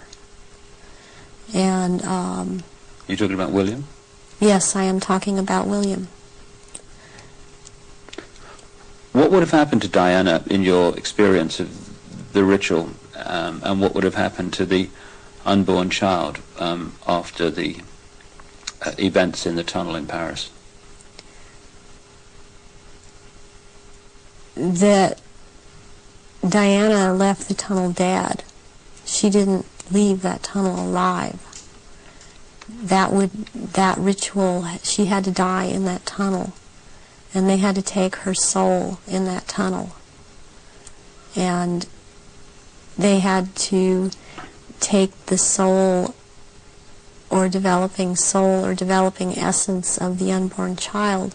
And in the hospital, it follows logically, according to what I know about what they do, that they would have taken the uterus and the fetus from Diana, that would have been taken, and as a ritual that would have been taken, and they would have removed other body parts. And done what? Distributed them for high Illuminati members to consume, because this is a ritual sacrifice. Some strange things happened after that. Strange things happened all the way through it. But suddenly the decision was made that she would not be buried in the local church where she wanted to be buried, but on an island among the trees in a lake at Althorpe Park. And Earl Spencer, her brother, claims through a dream he was inspired to put 4 black swans on the lake. Therefore, from your, again, knowledge of the ritual, what does all that mean? Why do that? Because 4 black swans have to do with 4 directions, 4 seasons. They have to do with sealing something for all eternity. To have 4 of something black, like that swan's figure in Celtic mythology, quite a bit in the Druid mythology. And black is the color of Hecate, and also one of the goddess aspects, the 3 goddess aspects that they have, the name is Black Flame or Black Star. And Black Flame means unto death. And so therefore the color black. And somewhere in there would be a flame.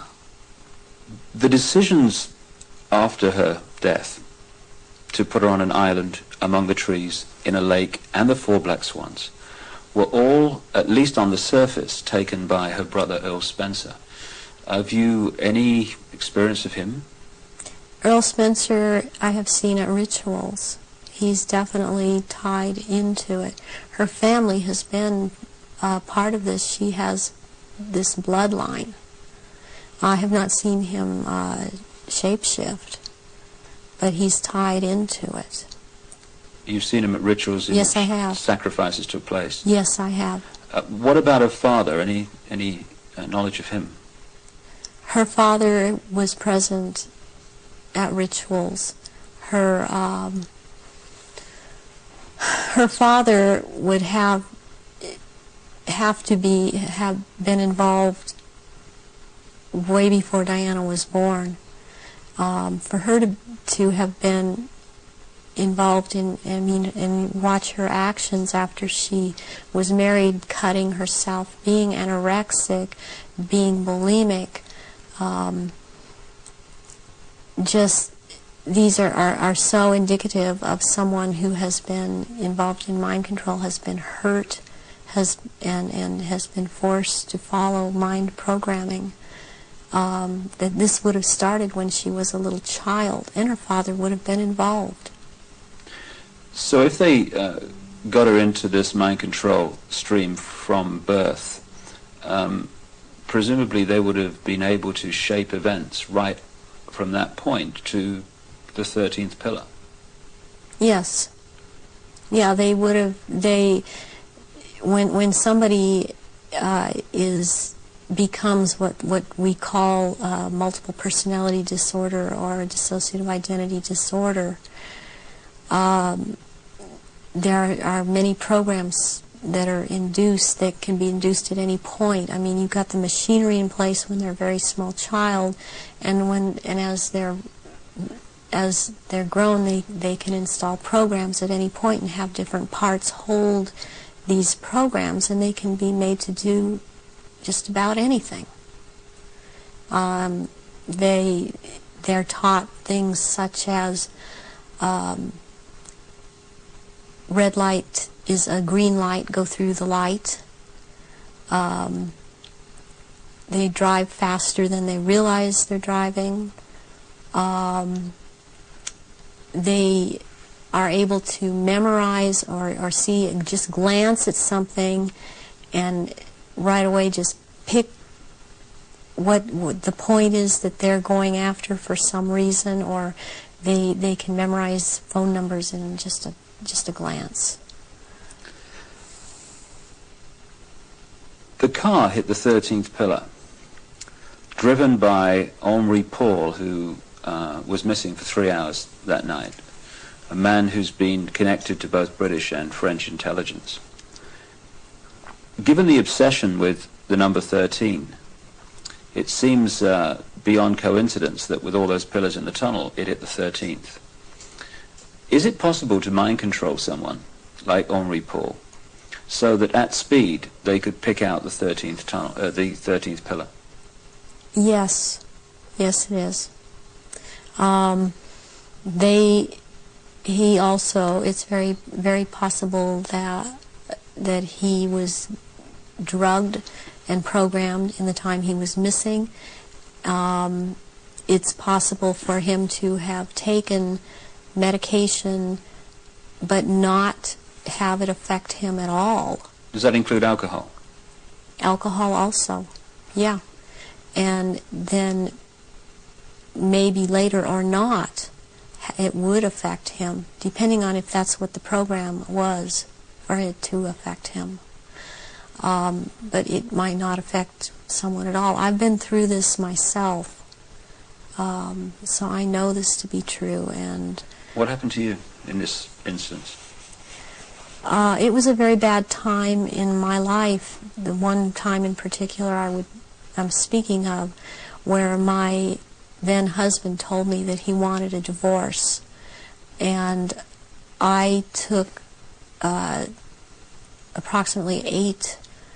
I don't remember what the dosage was, but 8 Xanax pills in front of him, and I drove from where I lived in Orange County to the Norwalk area and went to see my therapist, who was holding some groups in this area, and I did not feel the effects of the pills at all when I drove to see him. I did not feel the effects of the pills at all when I left there an hour and a half later.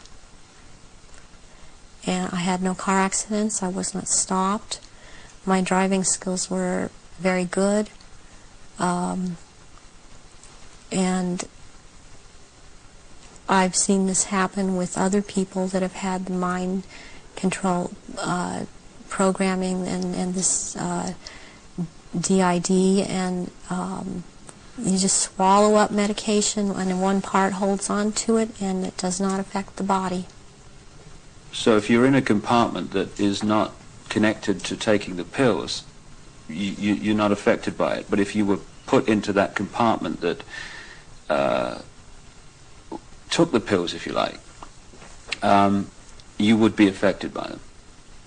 Yes, and you can also have, what they can do with you is have a whole bunch of alters or parts lined up that, okay, you will be out from this point to this point, and then this next part, will be out at from this point to this point. They can keep going like that. It can be a very complicated, long thing, but they can line them up that way. That's the way the programming goes. Do you think this could explain the apparent mystery of a alcohol reading of Henri Paul that was equivalent to 8 Scottish on an empty stomach, while the video evidence of the Ritz Hotel security cameras is that this was not a man in the minutes before he drove Diana into the tunnel that was in any way at that level of drunkenness? Yes, that can very well explain it. With this kind of mind control programming that they do, once you go into that mode that they want you in, you can be hurt and in a lot of pain, or you can be drugged to the gills, or have drunk too much, and you appear to be in no pain at all, appear to be perfectly with it. and you don't feel it. You feel all right.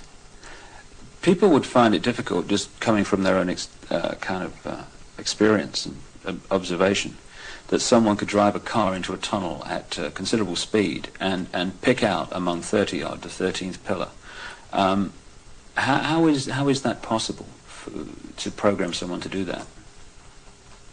Because that someone has been taught and programmed and taught and programmed and taught for quite a while how to do this at a very fast speed. The mind works very fast, and if they have the mind and body connected the right way, they can drive. They would have been able. This person would have been able to drive into the 13th pillar at a fast speed. Would that have been happening on a conscious level, or would the subconscious have been pulling the strings? This would be on a subconscious level, and the person would not be aware themselves of what they were doing. In those crucial minutes before Henri Paul got in the car and drove away, would someone have had to have given him the trigger to access and activate the programming then? Or could he have been in some way pre-programmed to be triggered at that time? And if so, what would that be? Well, he was probably programmed to do all of this at a trigger signal. And so what happened is that somebody triggered him with a preset signal that he was told, when you are given this signal, you will act out, you know, but the program was already set to go off when the trigger, when he saw the trigger. What form could this trigger have taken? It could have been a hand signal. It could have been a certain type of handshake. It could have been a color that he saw that was flashed in front of his face. It could have been a certain person doing a hand signal. It's most likely that there was a person present that he was to react to when this person said something or signaled him in some way. Given the extent of your programming from birth, how was it possible for you to break out of it, as you appear to have done now? One thing that happened is that in 1989, my programmer handler died, who was Mengele. And he was in this country so much, and I was around him so much, and he had a lot of control over me. And what happens when a programmer handler dies, they usually have taught the person that they've been working with, to be very, very loyal unto death to them, and that's something that they, in the end, it works against everything, because when they die, even someone else coming in and trying to take over, a lot of these altars are not open to that and are loyal to that one person. And in my case, Baron Guy de Rothschild is the one that tried to take over. And for some number of years, there was a lot of the time, half the time they got their way, and half the time they didn't. And in major things, they did not get their way. One of the things that I went out and did in 1993 was I cut my hair off, and because I was publicly seen and known to have very, very long hair, I could no longer be seen. I could not be seen with my hair cut off short. This would have caused a lot of questions with other people that had been programmed. And they still tried to carry on with other parts where I wouldn't have to be publicly seen, because they still consider me to hold this status, and they still consider me their property. I was always told I was their property. One question that people would ask is, given all that you know, why don't they just take you out? They still have plans for me, and this was told to me just a few days ago by someone else who has spoken with Baron Guy de Rothschild, that they have plans for me, and they plan to try to have me back because of the psychic abilities, and that is not going to happen. In the little bit of tape we've got left, could we just turn the subject to the jury you've got to your left there? What is that? Was that part of the rituals that you were involved in? The first one, this is a child's ring. It is a 14-karat gold white, or 14-karat white gold ring with a diamond in the middle of a hexagram, or a hexagonal shape, and it looks like a hexagon if you were able to look closely at the diamond. This was returned to me by my ex-husband, who told me, well, this was in your daughter's clothes. And this was a message to me, and it was a trigger to me for him to do this. Very well, any high-ranking survivors that I have talked to that know of this ring know that it's from Mothers of Darkness. And it would be very unusual. I mean, I don't know of anyone else that has a ring like this in their possession at this point in time. And what's the necklace? The necklace here is made out of copper, and it's very Egyptian, and it was given to me when I turned 19, and that's an important age because you really start at the position I was at, having these psychic powers in full effect and being allowed to do this in full effect during rituals, and this was worn during certain rituals. Why copper, and why have it at all? Copper is a transmitter. Copper has always been used in the occult. It has a specific meaning. The meaning it has is because I had a triad of altars that were very active in a lot of rituals, and the triad was Isis, Osiris, and Horus. And Isis was the part that drew down the moon, and Osiris performed the rituals, and Horus was what was born of performing those rituals. Just in the literally 3 minutes we got left, for 3 or 4 minutes, I know it's difficult, but I want people to understand the nature of what's going on to so many people today. What sort of things were done to you as part of your traumatization as a child and later? I was electroshocked to the extent that my parents were told when I was in first grade that my IQ was 70 and that I was retarded, and they said I would be retarded. I always had trouble in school when I was in school because I missed so much school. My school records are missing. They've just disappeared. I have medical records that are missing. My birth certificate appears to have been tampered with. I have had my eyelids taped open, and so I couldn't shut my eyes. I have been electroshocked. I've been put into a narcoleptic sleep and had earphones placed over my ears and had messages repeated and repeated for days. I've had drugs injected into my body so that my nerves were just like on fire, and then they would just touch me. Since I wasn't allowed to have marks on my body, they couldn't use a cattle prod on me, but they do use cattle prods on people in torturing them, and they do use electrical stimulation to the genitals and also on the teeth. and they like to inject between the toes and under the fingernails and up in the gums.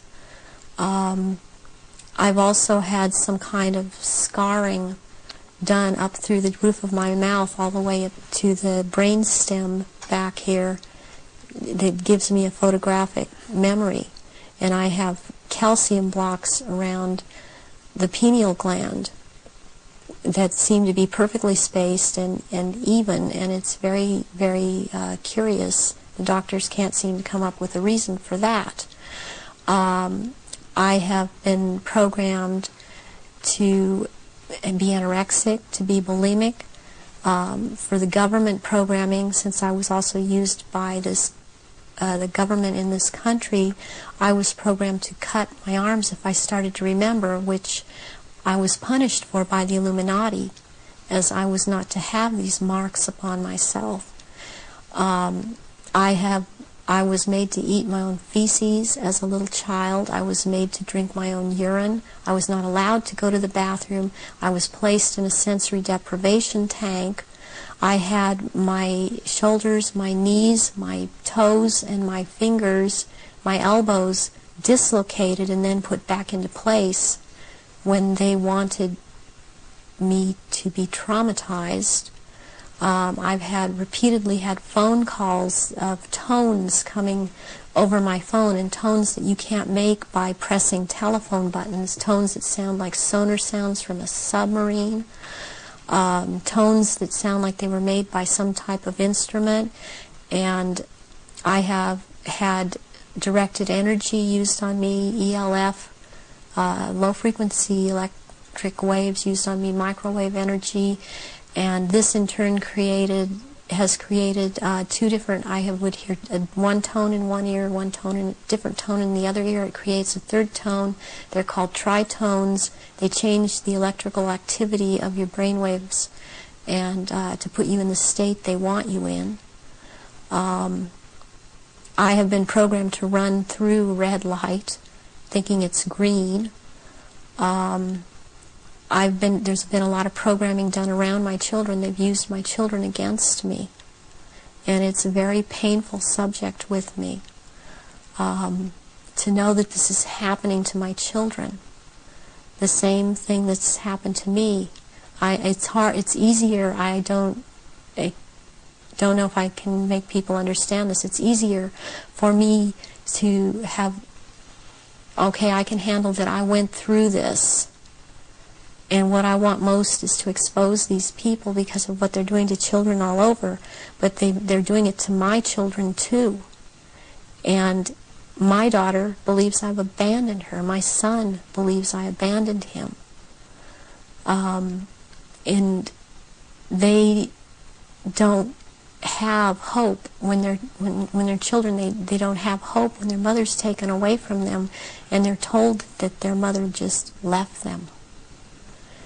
So this is a cycle that goes on with thousands and thousands of survivors, not just myself.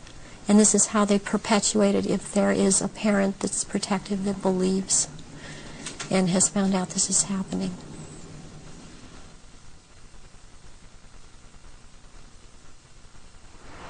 The astonishing revelations of Arizona Wilder, a very, very brave lady who's chosen to stand up and be counted. And only by enough people doing that is this nonsense and this manipulation going to be brought to an end, as it is in the next few years. Well, we've come to the end of our little tour of the centre of global control, and we're here now outside the Houses of Parliament in London, the so-called mother of parliaments, because of course it has provided the blueprint for so many other so-called democracies all around the world. When in fact it's just another vehicle for the one-party state that is relentlessly turning out legislation advancing this global centralization agenda. Not a place of democracy at all, a place for legislating the agenda into reality.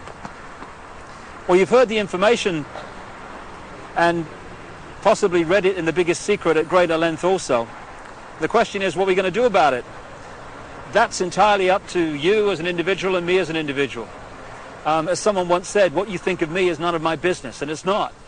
This is just information, make of it what you will. But what we make of it and what we decide to do in the light of this knowledge will decide the kind of world that we and our children are going to live in the next few years and beyond. The Chinese have a word that means at the same time both danger, crisis, and opportunity. And that's the situation we're in now. Yes, there's a crisis. Yes, there's a danger of this global fascist state becoming reality, but it's also an opportunity to wake up and make the change that will turn this planet from a prison into the paradise it once was and the paradise it will become again. And that is about choice. Choosing what we do as a result of what we know. And I quote in my books a number of times an American comedian called Bill Hicks, a genius in his way, very angry man, but a very brilliant man, a very profound man. And he described life in this way. He said, life's like a ride in an amusement park. And when you go on it, you think it's real, because that's how powerful our minds are. The ride goes up and down, round and round. It has thrills and chills, and it's very brightly colored, and it's very loud, and it's fun for a while. Some have been on the ride for a long time, and they remember it, and they come back to us and they say, hey, don't be afraid ever, because this is just a ride. And we kill those people. Shut him up. I've got a lot invested in this ride. Shut him up.